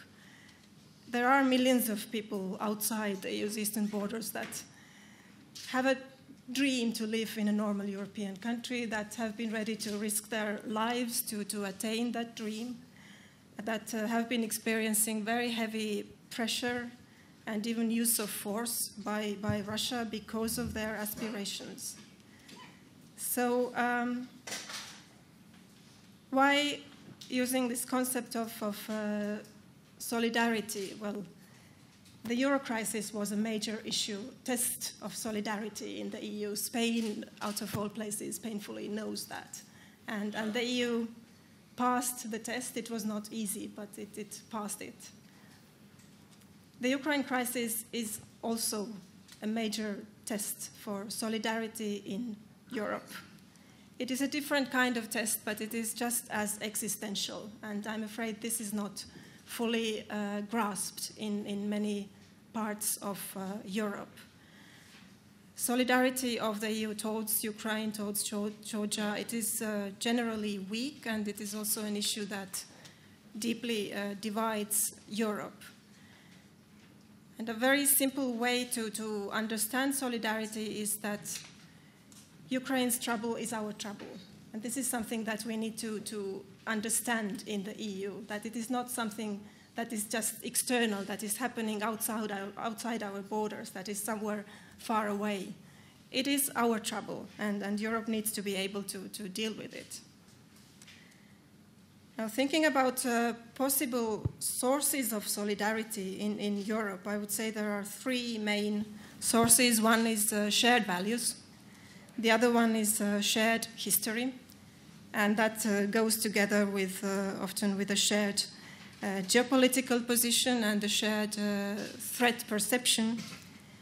And the third element is common institutions. And of course, looking at the European Union, it is an embodiment of all of them: common values, shared history, shared institutions. Now, looking at the case of Ukraine, there are some countries inside the EU that do feel a strong sense of solidarity towards Ukraine. It's above all Poland and the Baltic countries. Beyond that, this feeling is much more thin.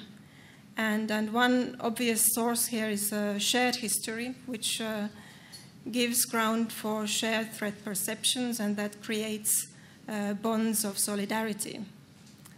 When I travel to Tallinn these days, I see signs of support to Ukraine in the city. It is visible. There are calls to donate for internal refugees inside Ukraine. There are advertisements of concerts that gather money to assist Ukraine.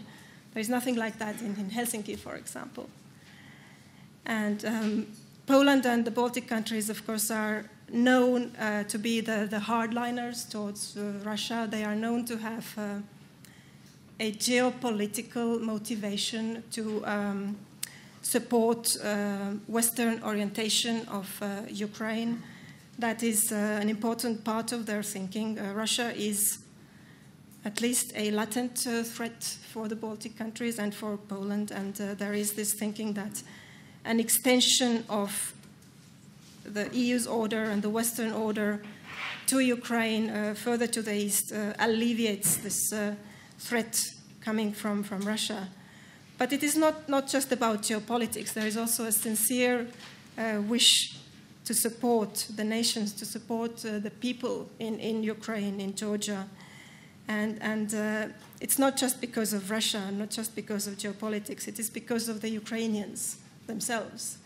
And this is a feeling that is not so common, I would say, in the EU. This comparison between Poland and Ukraine was mentioned before by Ulrich. When the Soviet Union collapsed, the Ukraine and Poland were at about the same level in terms of their economies. Today, Polish economy is 3 times, or Polish national product is 3 times larger, so that is quite a difference.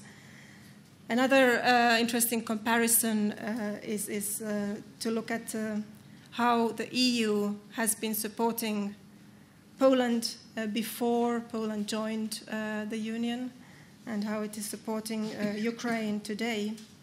In the years prior to Poland's EU accession, Poland received assistance from the EU, approximately 1 billion euros per year. And what Ukraine is receiving, it is about 150 million per year. It's 6-7 times less, and Ukraine is larger than Poland. So I very much share the calls that have been made in this room also about this need to really increase the EU's support to Ukraine and Georgia and Moldova. These are the countries that are serious about their European orientation. There is this EU support package of 11 billion euros, but that is for several years to come. It consists mostly of loans. The materialization of these loans is uncertain, and it is also unclear if the Ukrainian economy actually can bear that amount of loans, whereas actual assistance is a very small share of the package.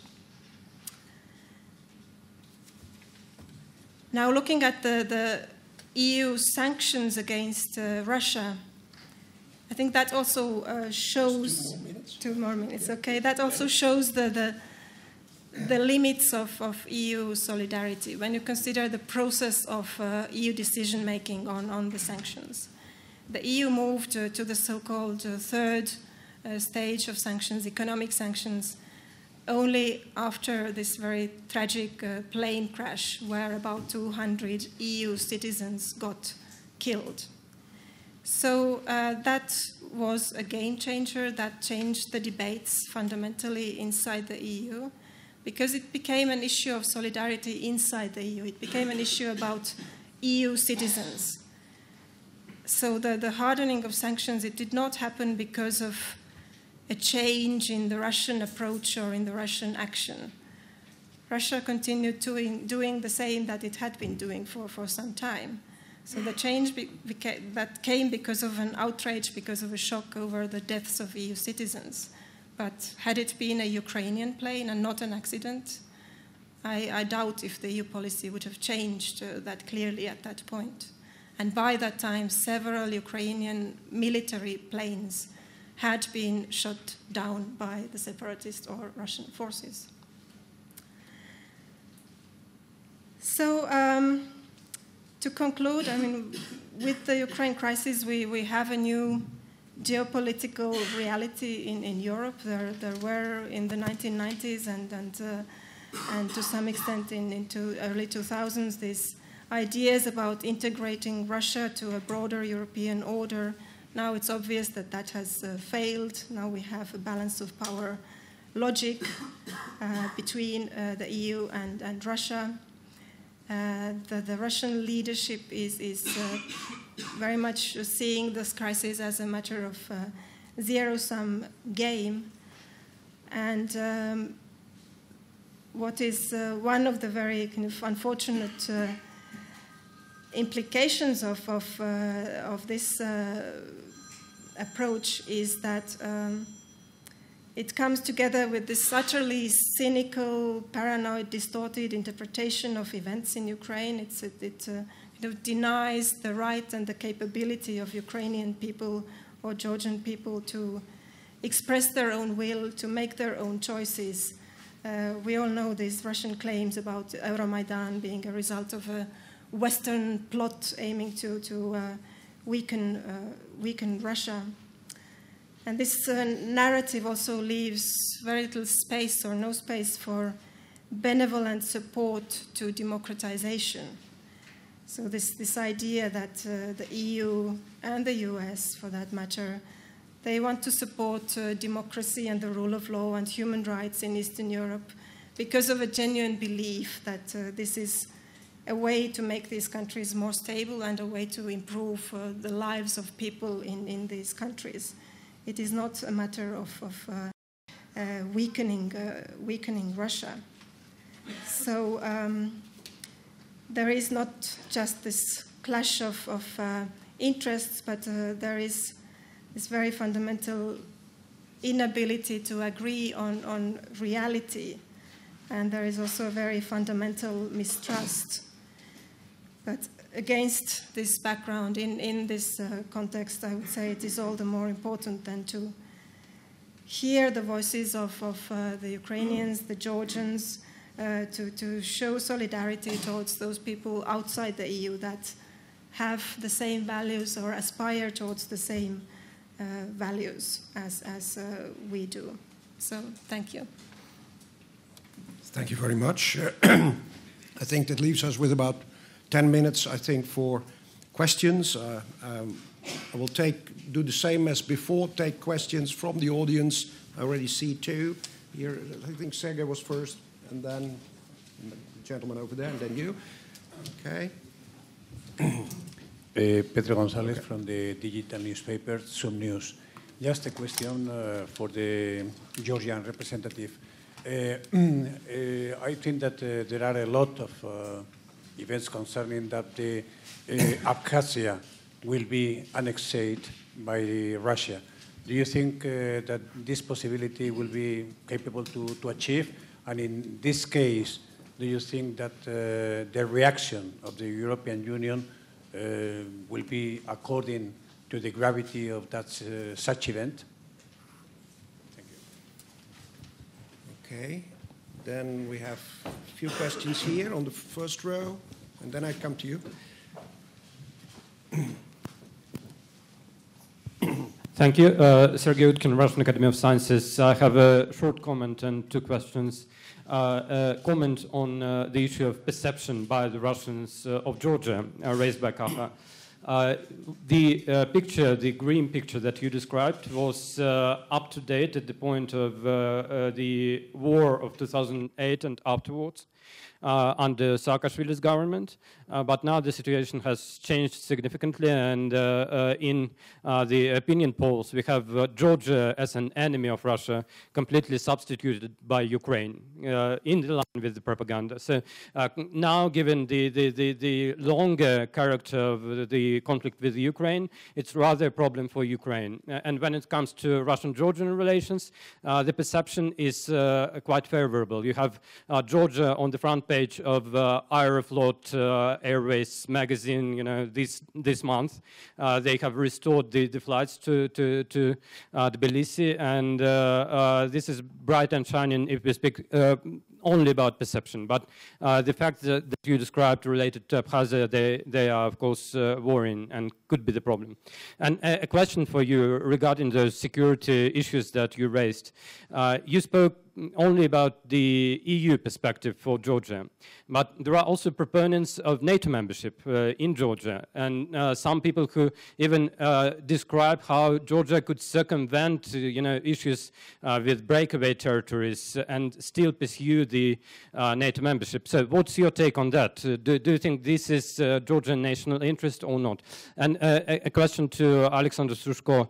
In general, the strategy of sort of leaving Crimea and Donbass for the time being and deal with the economy is very smart.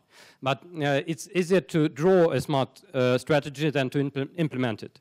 And currently, you have sort of an offer by the separatists to have talks with Kyiv. So what's your opinion? Should Kyiv talk to them?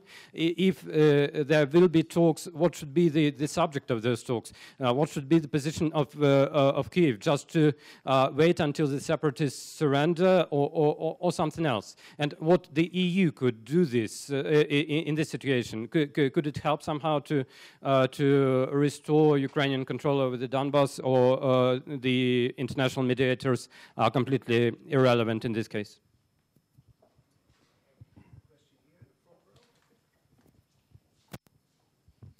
Good morning. My name is Charles Powell. I'm the director of the Elcano Royal Institute.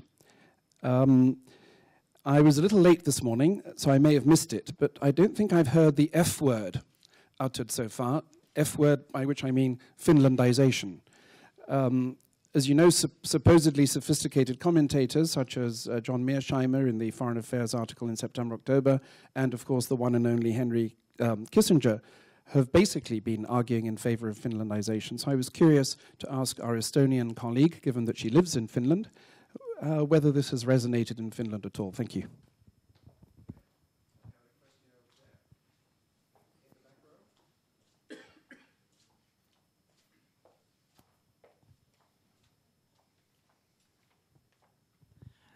Gracias. En primer lugar, quiero agradecer a Caja, Alexander y Cristi.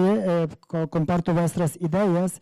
Y como ha dicho Vladislav Ismailtsev, ¿qué herramienta debe tener Unión Europea sobre actitud Rusia, porque conoce Rusia dentro?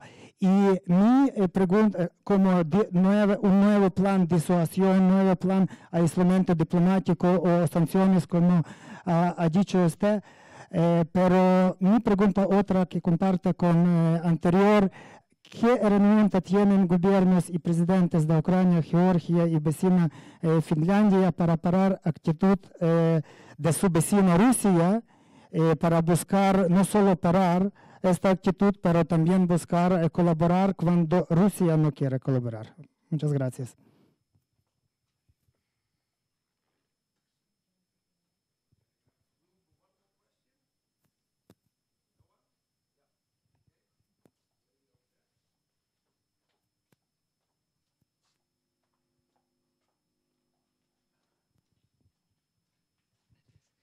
Hello, my name is Alicia González from El País, and I would like to know your opinion about the rising military expenditure that the conflict around Ukraine is just having as a result. How do you see this? If you see it as a change from the peace dividend from the Cold War, or what?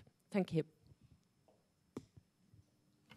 Okay, thank you very much for all your questions. I will just give the floor to the panelists in, well, the same order as they did their presentations. Okay, so Kaka, you're first. Thank you very much. First question, Abkhazia and its possible annexation by Russia and reaction of EU, possible reaction from side of EU. The issue is that Russia is not intending directly annex Abkhazia through a constitutional act or through the referendum like it happened in Crimea, and illegal actually, but justified in Russia, by population included. But there is another way. So a way Russia recognizes Abkhazia as an independent state, and they say that according to international rules, we are signing agreement on cooperation. And the draft which was presented to Abkhazians was not only offending Georgia's national interest, but Abkhazians themselves became against of such notions, because directly were put such terms that as a common army, which would be led by Russian commander-in-chief, then common economic, cultural, and social space, which will not hinder any kind of cooperation, any kind of relations inside of this space, which means that Russia wants to get right to buy property in Abkhazia, including lands, and about which Abkhazians themselves are very, very, very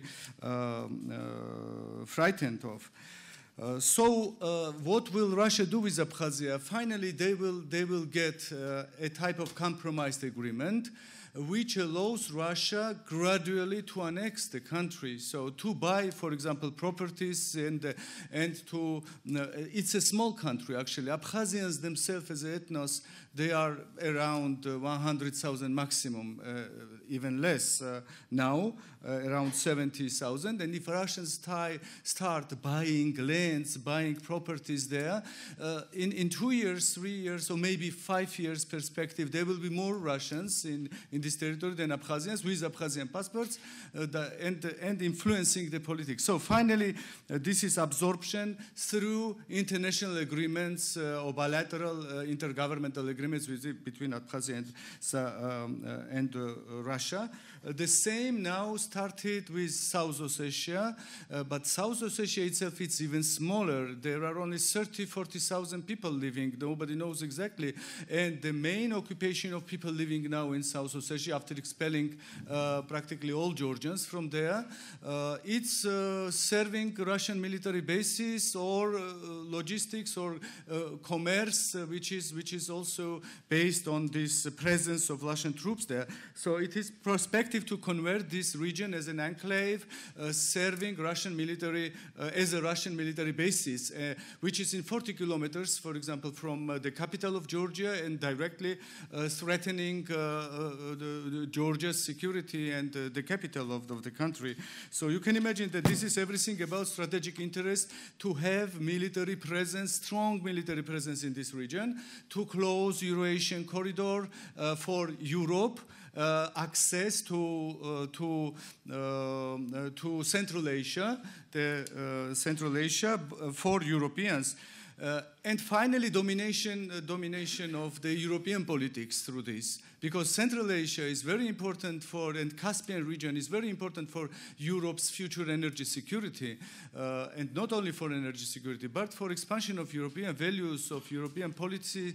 In this sense, Georgia also matters very much, because after taking Georgia, Russia can close this corridor, and Azerbaijan is also falls in hands of Russia. So Central Asia is isolated, and they can trade with Europe only through Russia under the Russian conditions, which is not the member, which is not the signatory of, for example, of the energy charter, European Energy Charter, which means that it has no obligations to pass the gas or oil through its pipeline towards Europe from Kazakhstan. Or from Turkmenistan, etc. So European reaction, what will be European reaction if Russia annexes Abkhazia and South Ossetia? I think that Russia counts on this gradual process where Europe will not be very active. And Europe will become maybe active when the fact accompli, or and when these territories are annexed. But there are other problems: Ukraine and ISIL and other problems, which now focus European and Western attention. So here, Russia is able actually to provide its policy to be fulfilled. Sorry for such a long answer, but I will also comment to other questions shortly about perception on Georgia. I think that perception of Georgia is not directly what kind of articles in Russian press appear. Because we know, and you can agree absolutely on this, I think that media in Russia is controlled by government. The one thing is perception of Georgians inside of Russian population, and another is what you can see on media. You can see on the airport as well as a slogan, because it's allowed by the government now to perceive, to have such a perception of Georgia, which is not, to my view, directly reflected in real public opinions. And about the NATO, of course, NATO is a very important concern. As I told you, for Georgia, security concern is a first concern. There is this Maslow, the pyramid, everybody knows. So security is concern for everybody if security is threatened. It's absolutely normal. The NATO was always for Georgia as a source of the resolving this dilemma of security, and finally being part of NATO or covered by NATO umbrella, Georgia could start developing any kind of international relations policy, economic policy, internal development could be easier, reforms, etc. Everything could have become easier. Unfortunately, NATO is very much dependent on the geopolitical situation, on the real politics, and the NATO member states, especially some big states, European states, because US supported actually Georgia's integration. They are not decided to allow Georgia to access NATO.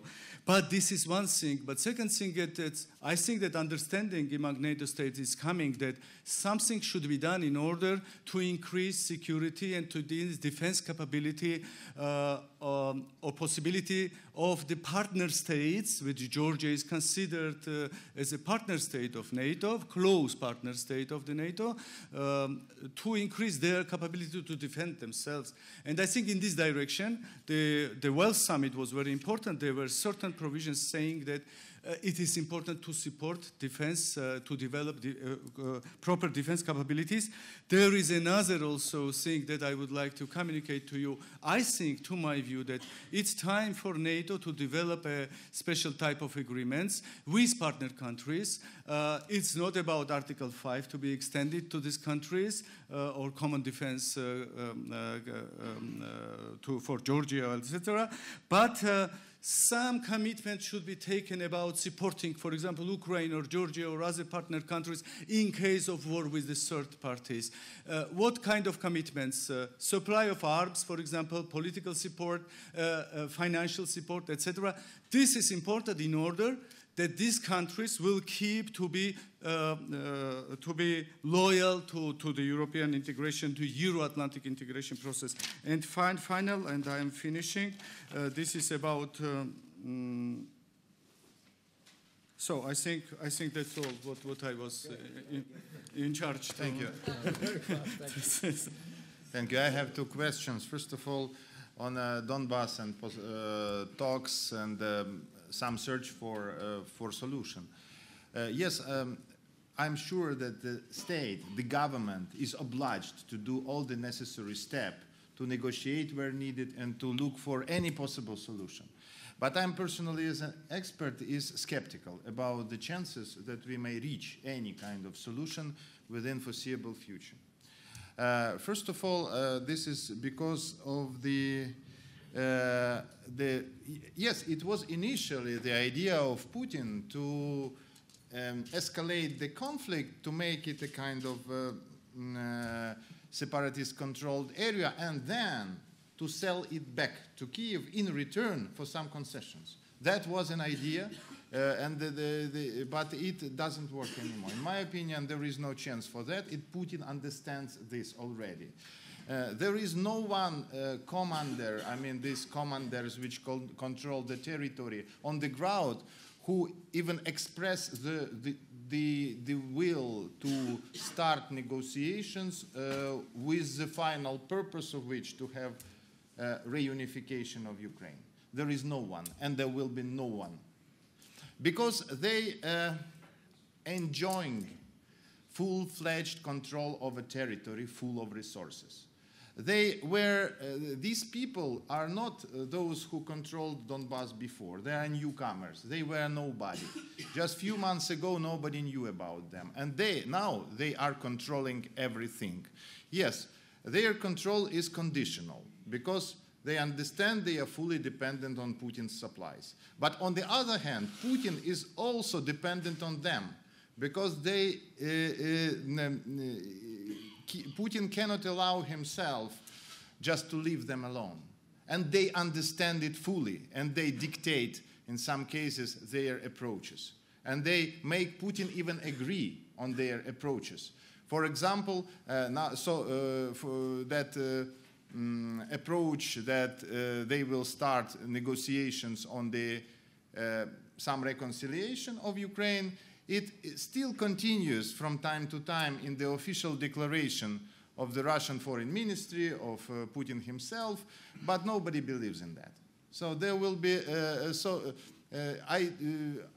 I don't see chances that some of them, those commanders in the field, will initiate anything which would just project to the reconciliation with Kiev. Yes, there will be negotiations on the peace, on the ceasefire. First of all, they need to finally to set a ceasefire. They need to agree on the demarcation line.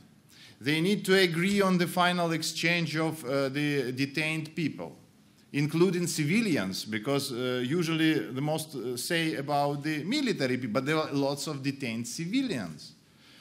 Then there should be talks about some economic arrangement which would allow the territory to survive, certainly.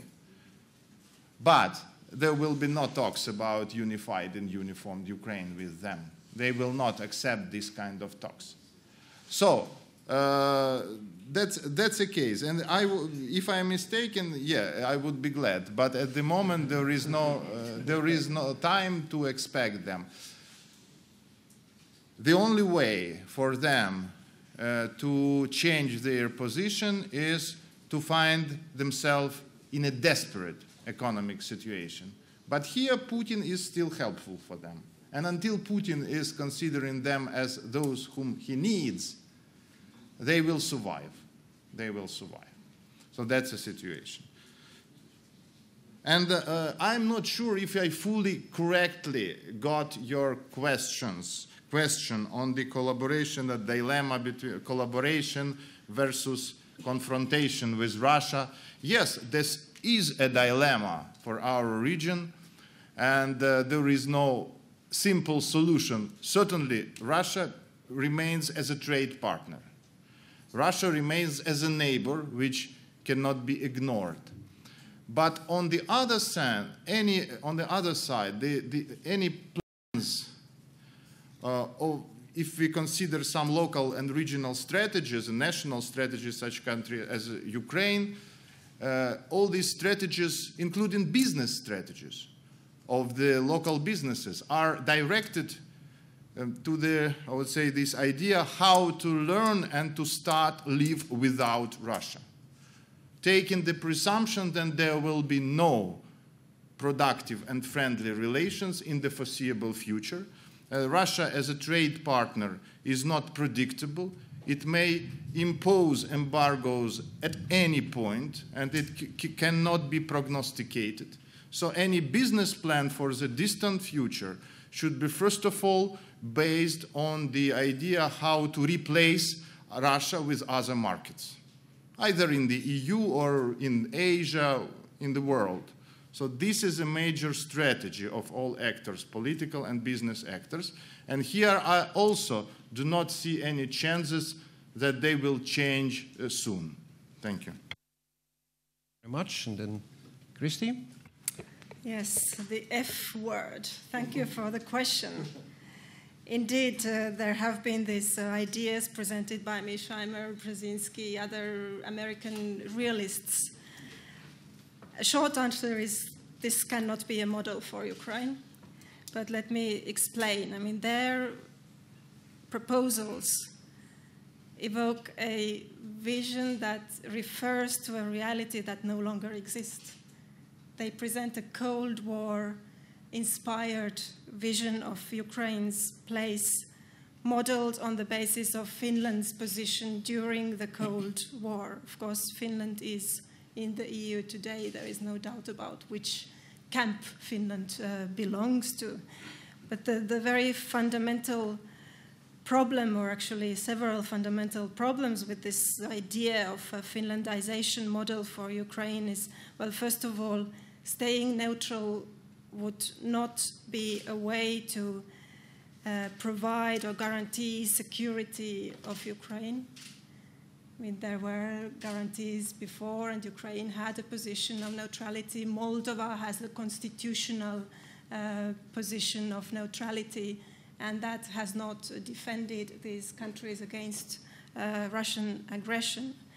But another fundamental problem is that the way this idea is presented, it actually denies the right of Ukraine to choose, the right of Ukraine to be a normal sovereign country that can make its own choices about its own direction. I mean, it is based on these spheres of influence thinking, and that is precisely what the EU wants to get rid of in Europe, right? It has not succeeded so far, but this is something that the EU, in a very existential way, wants to get rid of.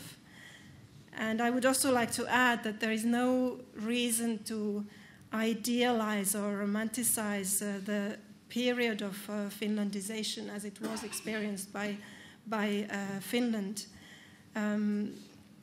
It was a policy adopted in a situation where the room for maneuver was very, very narrow. And yes, it served Finland well. Finland managed to maintain its independence, but first of all, it had to fight two wars, the Winter War and the Continuation War, in order to avoid being part of the Eastern Bloc. And the Cold War time, it was a constant struggle to maintain independence. It was walking a very fine line. It was trying to limit and counter this constant Russian meddling in the domestic affairs of Finland. Brezhnev, for example, said in the 1970s that now I think we have Finland in our pocket. You know, there was this constant attempt to make Finland, to pull Finland firmly to the Eastern Bloc. And Finland managed to resist it, but it was not at all easy. Thank you. Thank you very much, and well, thank everyone. Thank the presenters for their presentations, the audience for your questions. I won't add any more conclusions. I simply want to invite Director of Elcano and CIDOB for the closing. I think we had a very interesting and lively discussion today about a very important topic, and I hope it keeps you keep it in your mind and on your research programs or in your publications. Thank you. Bien, muchas gracias. Pues vamos a a concluir con nuestras notas y nuestras reflexiones brevemente lo que esperábamos y creo que hemos conseguido de este seminario y de los que pueden venir también en el futuro. Debo decir que CIDOB, como muchas otras cosas, partimos siempre de la visión de conocer al otro y también esperamos que el otro nos conozca a nosotros. Es decir, no debe haber asimetrías en el conocimiento del otro, no debe haber asimetrías porque en los juegos cooperativos la asimetría del conocimiento acaba perjudicando el resultado del juego y también no puede haber desequilibrios, no puede haber juegos entre buena fe y cínicos. Esto es lo que dice la teoría de los juegos. Yo no soy rusólogo, ni en mis mejores tiempos, a pesar de mis militancias revolucionarias, fui sovietólogo, pero sí que cada vez que quiero entender a Rusia, leo, y lo hago a menudo, a Joseph Brodsky, es decir, un poeta ruso, premio Nobel de literatura, que me permite conocer algo de esta compleja y siempre difícil alma rusa, como también es compleja y difícil nuestras propias almas. La pregunta es cómo hemos llegado, en el caso de los vecinos del este, cómo hemos llegado hasta aquí, por qué nos sorprende, por qué cada intervención de Rusia en sus pequeños mordiscos hacia sus vecinos, acaparando territorio o amenazando el flujo de energía, se ha permitido y hemos llegado a este punto. Citaré otro yo soy economista, citaré otro economista que influyó mucho en mi formación, fue Gordon Tullock, coautor junto con James Buchanan del libro del cálculo del consenso, y hace 20 años Gordon Tullock decía: Occidente se ha equivocado, y Occidente, y principalmente Estados Unidos y también Europa, ha apostado, ha confiado con un presidente ruso poco confiable y aficionado a la bebida, y ha olvidado y no ha querido comprometerse con China. Hoy China es el banquero de Estados Unidos y Rusia es la piedra en el zapato de todos. Entonces, quizás sí, el error viene no del último año, no de los 2 últimos años, sino de los últimos 20 años, de las transiciones que han sufrido y han tenido las dos grandes potencias que en su momento compartían, aunque con ciertas tensiones, un modelo económico y social que hasta hoy está periclitado. Solo quiero citar algunos de los aspectos que hoy han aparecido aquí en las distintas mesas. La idea de competencia o complementariedad, creo que no quedó muy claro finalmente, pero sí el ponente puso claro que no puede haber uniones aduaneras, puede haber otro tipo de soluciones en áreas del libre comercio entre la Unión Europea y la Unión Eurasiática. Por supuesto, también en esta idea de competencia y complementariedad, algo se acepta de que hay rivalidad y por tanto hay competencia, pero también algo puede haber de complementariedad, aunque la discusión, digo, ha sido muy abierta y ciertamente rica y compleja. La idea también del otro ponente, Félix Arceaga, sobre la paciencia estratégica, esa idea de paciencia estratégica que debemos tener en la Unión Europea, y sobre todo esa idea de repensar la política de vecindad. Esto creo que es importante también porque los que hace años nos dedicamos al tema de las políticas euromediterráneas y sobre todo pues, a partir del proceso de Barcelona del año 1995, ya vimos con preocupación cómo el foco de la Unión Europea se iba descentrando desde el sur hacia el ámbito del este y se articuló una única política de vecindad que hoy se estima como fracasada y que habría que reconsiderar, que habría que resetear, que habría que hacer de nuevo. Quizá esa política de vecindad, y pensando también en esa idea que los sinólogos tienen de China, de la primera y la segunda corona de islas que China intenta pues también tener en base a su propia seguridad, en esta primera y segunda corona, primer y segundo cinturón que tiene la Unión Europea hacia el este y hacia el sur, y que no acaba en el primer cinturón, sino que va más allá del primero y llega al segundo, con efectos también muy preocupantes para nuestra propia seguridad. Quizá esta política de vecindad ha buscado una única solución para distintos problemas, y quizá la política de seguridad que se habría que diseñar sería una política de vecindad que tuviese diversas soluciones, bastantes soluciones para un único problema. Y el único problema hoy ha aparecido aquí, aunque este único problema tiene distintas derivadas. Es el problema de seguridad. Es el problema de seguridad en el sentido más estricto, seguridad política, militar, en el sentido de seguridad energética, podría ser también en el sentido de seguridad cibernética, seguridad alimentaria, etcétera, etcétera. Es decir, los vecinos del este de Europa, tal como han expresado hoy aquí, los vecinos no rusos del este, buscan el paraguas de la seguridad en Occidente, buscan el paraguas de la seguridad en la Unión Europea, que no puede tenerla en su totalidad, en el caso también de la OTAN, pero si vemos lo contrario, los vecinos, los miembros de la Unión Europea no buscan lo contrario en el lado del este. Por lo tanto, la seguridad sería uno de estos problemas que hay que resolver, y conociéndose al otro. Esta percepción rusa, que también ha sido puesta aquí de evidencia en estas dos posiciones, de si la percepción rusa de que se siente amenazada porque la Unión Europea quiere apoderarse de sus recursos, obviamente es una posición que hay que comprender para entenderla y para poderla negociar y tratar. También hay que tener en cuenta el talón de Aquiles de la propia Unión Europea respecto a los recursos.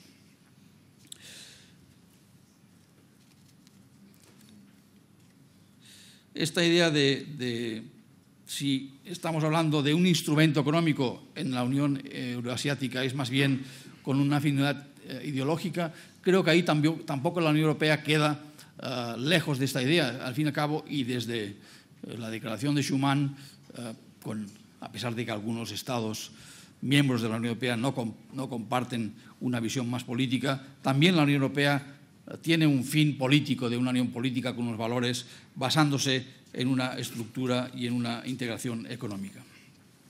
Solo quisiera acabar con estas ideas que aquí han aparecido en una posición que creo que ha sido importante y también ha salido, y también se ha dicho que sería motivo y debería ser motivo de un nuevo seminario.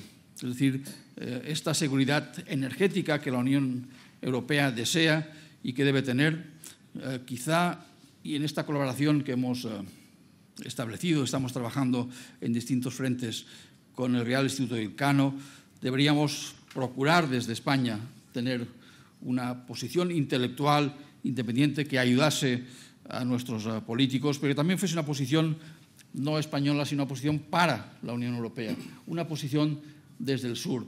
Evidentemente, y esto lo dijo recientemente el ex primer ministro italiano Enrico Letta hace unos días en nuestro instituto en CIDOB, que tuvimos invitado, con una pequeña inversión de estos supuestos 300.000 millones que el plan Juncker ha preparado, con una pequeña inversión en el ámbito de la interconexión gasística en la Unión Europea, conseguiríamos una derrama importante en términos económicos y de empleo, pero también conseguiríamos una diversificación energética que en el fondo es uno de los clásicos de los temas de las relaciones internacionales. Es decir, si desde la Unión Europea se consigue depender menos de Rusia, también, y como apuntaba Nicolás de Pedro, con sus dudas sobre si sería conveniente o no, también con menor dependencia, con menor temor hacia esa dependencia del este, seguramente habría mejores condiciones para negociar con Rusia.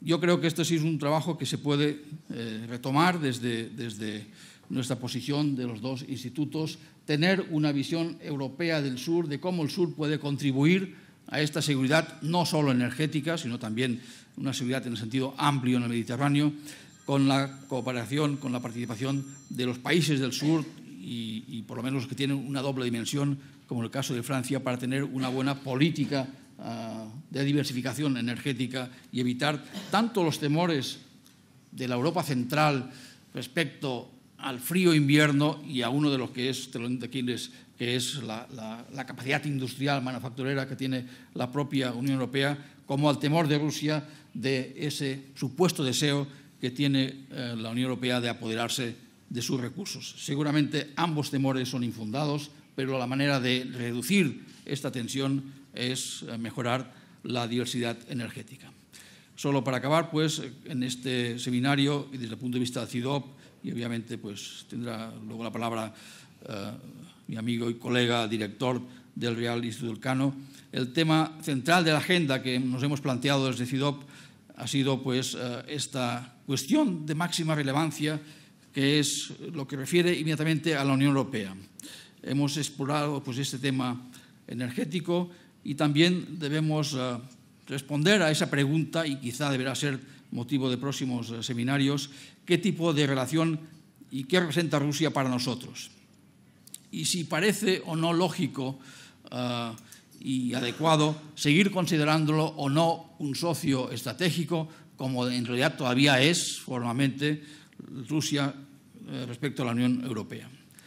O asumir ya definitivamente que será un rival y que por lo tanto deberemos tener también esta paciencia estratégica con este rival. Por lo tanto, con este seminario por parte del CIDOB queremos mostrar algo que en el fondo forma parte del ADN del CIDOB en estos más de 40 años de existencia de nuestra institución, que es mostrar distintas perspectivas, distintos puntos de vista, conocernos mutuamente con expertos provenientes de ambos lados de las zonas, digamos, de conflicto, o en este caso de tensión, como es evidente. Quiero solo pues, agradecer a la Comisión Europea, al Parlamento Europeo, por dotarnos de esta capacidad de logística de este evento en este escenario en Madrid. También, por supuesto, pues, a la Fundación Ebert y también al programa Europe for Citizens y, como no, pues, también al Real Instituto Elcano por colaborar con nosotros en este seminario acá en Madrid. Y finalmente solo pues también agradecer al staff que ha permitido que fuésemos muy fluidos en nuestro debate, y también a los intérpretes que han conseguido, creo, aproximarnos también en el conocimiento mutuo, que es lo que teníamos como objetivo. Muchas gracias. Buenas tardes. Muchas gracias, Jordi, por tus palabras. Los organizadores nos habíamos propuesto terminar a las 2, son las 2:04, así que yo debería simplemente despedirme.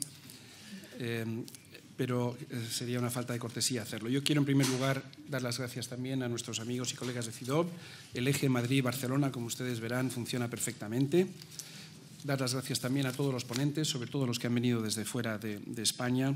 Y debo decir que me han impresionado mucho nuestros ponentes rusos por su valentía y su franqueza, que sin duda les agradecemos porque no estamos acostumbrados quizás a oír hablar con esta libertad. Yo me voy a permitir tan solo en 3 minutos 3 comentarios. Uno sobre Europa, la Unión Europea, otro sobre Rusia y otro sobre España, porque al fin y al cabo estamos en la capital del reino y algo quizás deberíamos decir también sobre la perspectiva española de toda esta cuestión. Una de las cosas que siempre me llaman la atención en estos seminarios cuando oímos a personas de países que no pertenecen a la Unión hablar sobre la Unión es siempre un ejercicio muy refrescante. Uno sale rejuvenecido, ¿no? Porque ellos tienen una imagen de nosotros mucho mejor que la nuestra propia, ¿no?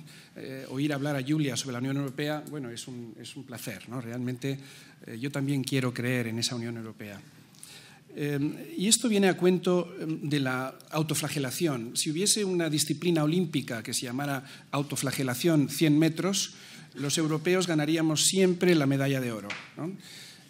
Nos hemos autoflagelado siempre, constantemente, no tenemos política, no tenemos estrategia, no tenemos política exterior, no sabemos qué hacer con Rusia. Y a mí me apena y me preocupa que incluso, en fin, expertos y personas supuestamente bien informadas han hecho suyo el discurso del Kremlin durante estos últimos meses, durante esta crisis, ¿no? Se nos ha acusado de todo tipo de intenciones aviesas, de intenciones pérfidas, de ser el mascarón de proa de la OTAN, etcétera, etcétera. Y como digo, me sorprende que incluso personas bien informadas compren este relato que tanto se aleja de la verdad, ¿no? Y en relación con esto, se ha dicho mucho sobre este tema hoy, no puedo añadir mucho más, pero sí creo que es importante subrayar el hecho de que efectivamente estamos en un choque de relatos, estamos en un choque de percepciones. Nosotros, afortunadamente, como decían varios de los ponentes, no queremos seguir viviendo en un mundo definido por las esferas de influencia, por la realpolitik. Que pretendemos precisamente, mediante el proceso de integración europea, superar ese estadio. Los realistas, Mearsheimer, al que me he referido antes, y otros nos tildan de tontos útiles, nos tildan de idealistas poco prácticos y piensan que si seguimos actuando así acabaremos mal. Pero francamente el realismo que ellos nos aconsejan no parece haber tenido resultados muy superiores. Por lo tanto, creo que aunque la autocrítica, la autoflagelación es un deporte interesante, es divertido, puede ser incluso constructivo, hay que tener cuidado con esto. Hace un par de años colaboré con un instituto sueco, polaco, italiano en la elaboración de una estrategia global europea, una European Global Strategy, que presentamos ya en mayo del 2013. Y ya entonces, y me gusta poder decir I told you so, porque no es muy frecuente que los think tanqueros podamos decir I told you so, ya entonces nosotros poníamos el énfasis en las limitaciones de la política de vecindad de la Unión Europea. Como todos ustedes saben, esta política se diseñó en un momento histórico ya superado. Tenemos que elaborar una nueva política de vecindad mucho más diferenciada, mucho más sutil y mucho más adaptada a las necesidades de los países de nuestro vecindario. Tenemos que tener una política de vecindad flexible, funcional y una política política, valga la redundancia. ¿Tenemos los instrumentos? Bueno, no será fácil. La Comisión Europea, y que me perdonen los representantes de la Comisión Europea, dado que estamos en su casa, no está acostumbrada a pensar ni a actuar estratégicamente. Y esto es cierto. En eso sí le daría la razón a Mearsheimer. La Unión Europea no es un animal estratégico. No se le da bien esto de dibujar líneas rojas en el terreno, porque creíamos que estas cuestiones, en cierta medida, ya las podíamos dar por superadas. Por lo tanto, tendremos también que tener una política europea de vecindad más diversificada. En relación con Rusia, cuando hicimos la estrategia global europea, no sabíamos muy bien qué hacer con Rusia. Como ha comentado Jordi, formalmente la Unión Europea tenía un partenariado estratégico con Rusia, pero en el fondo todos sabíamos que esto era una ficción amable. En broma, uno de mis colegas, el polaco, claro, propuso que reconociéramos que en realidad son rivales estratégicos, no socios estratégicos, sino rivales estratégicos que básicamente intentan limitar la influencia de Europa allí donde pueden. Bueno, al final fuimos políticamente correctos, como suele ocurrir cuando uno elabora una estrategia, y optamos por el concepto de targeted partnership, que les confieso que no sé todavía hoy muy bien qué diablos queríamos decir con esto. En todo caso, era un reconocimiento de frustración y de impotencia. Mi argumento en relación con Rusia es sencillamente el siguiente. Efectivamente, tenemos que coexistir con ellos. Somos interdependientes, somos mutuamente dependientes. El problema es que nuestro vecindario común ya no es un vecindario compartido, es un vecindario dividido y probablemente cada vez más fragmentado. Yo tenía mucho interés en que se incluyera en este seminario el debate sobre la compatibilidad entre el proyecto de integración europea y la Unión Eurasiática. Mi conclusión es que esto es una quimera. Son modelos y proyectos absolutamente incompatibles, por lo menos en la medida en que, o por lo menos mientras que Rusia siga interpretando su proyecto como un instrumento, exclusivamente un instrumento de poder. Y termino con una palabra sobre España. A muchos observadores europeos les ha sorprendido la actitud un tanto acomodaticia adoptada por algunas instituciones españolas en relación con este conflicto. Ha sorprendido por ejemplo, que en contraste con el interés y la pasión incluso que suscitó Tahrir, nuestra reacción a Maidán ha sido más bien modesta, ha sido poco nítida, poco clara. Y yo quiero aprovechar esta ocasión para concluir, simplemente para subrayar que si España, aunque evidentemente España tenía también motivos por los cuales no podía prestar una gran atención a esta cuestión, si España pretende que nuestros socios europeos se tomen en serio nuestro vecindario meridional, que es sin duda el que más nos atañe, es absolutamente imprescindible que nosotros también nos tomemos en serio nuestro vecindario oriental. No solamente por una cuestión de interés propio, también, como se ha dicho hoy, por una cuestión de solidaridad. Y no olvidemos, por cierto, que en España viven 70, 80.000 ucranianos que han venido a vivir y a trabajar en España, y también tenemos, creo, que tener en cuenta sus intereses y sus preocupaciones. Nada más, y muchísimas gracias a todos ustedes por su presencia y por su participación.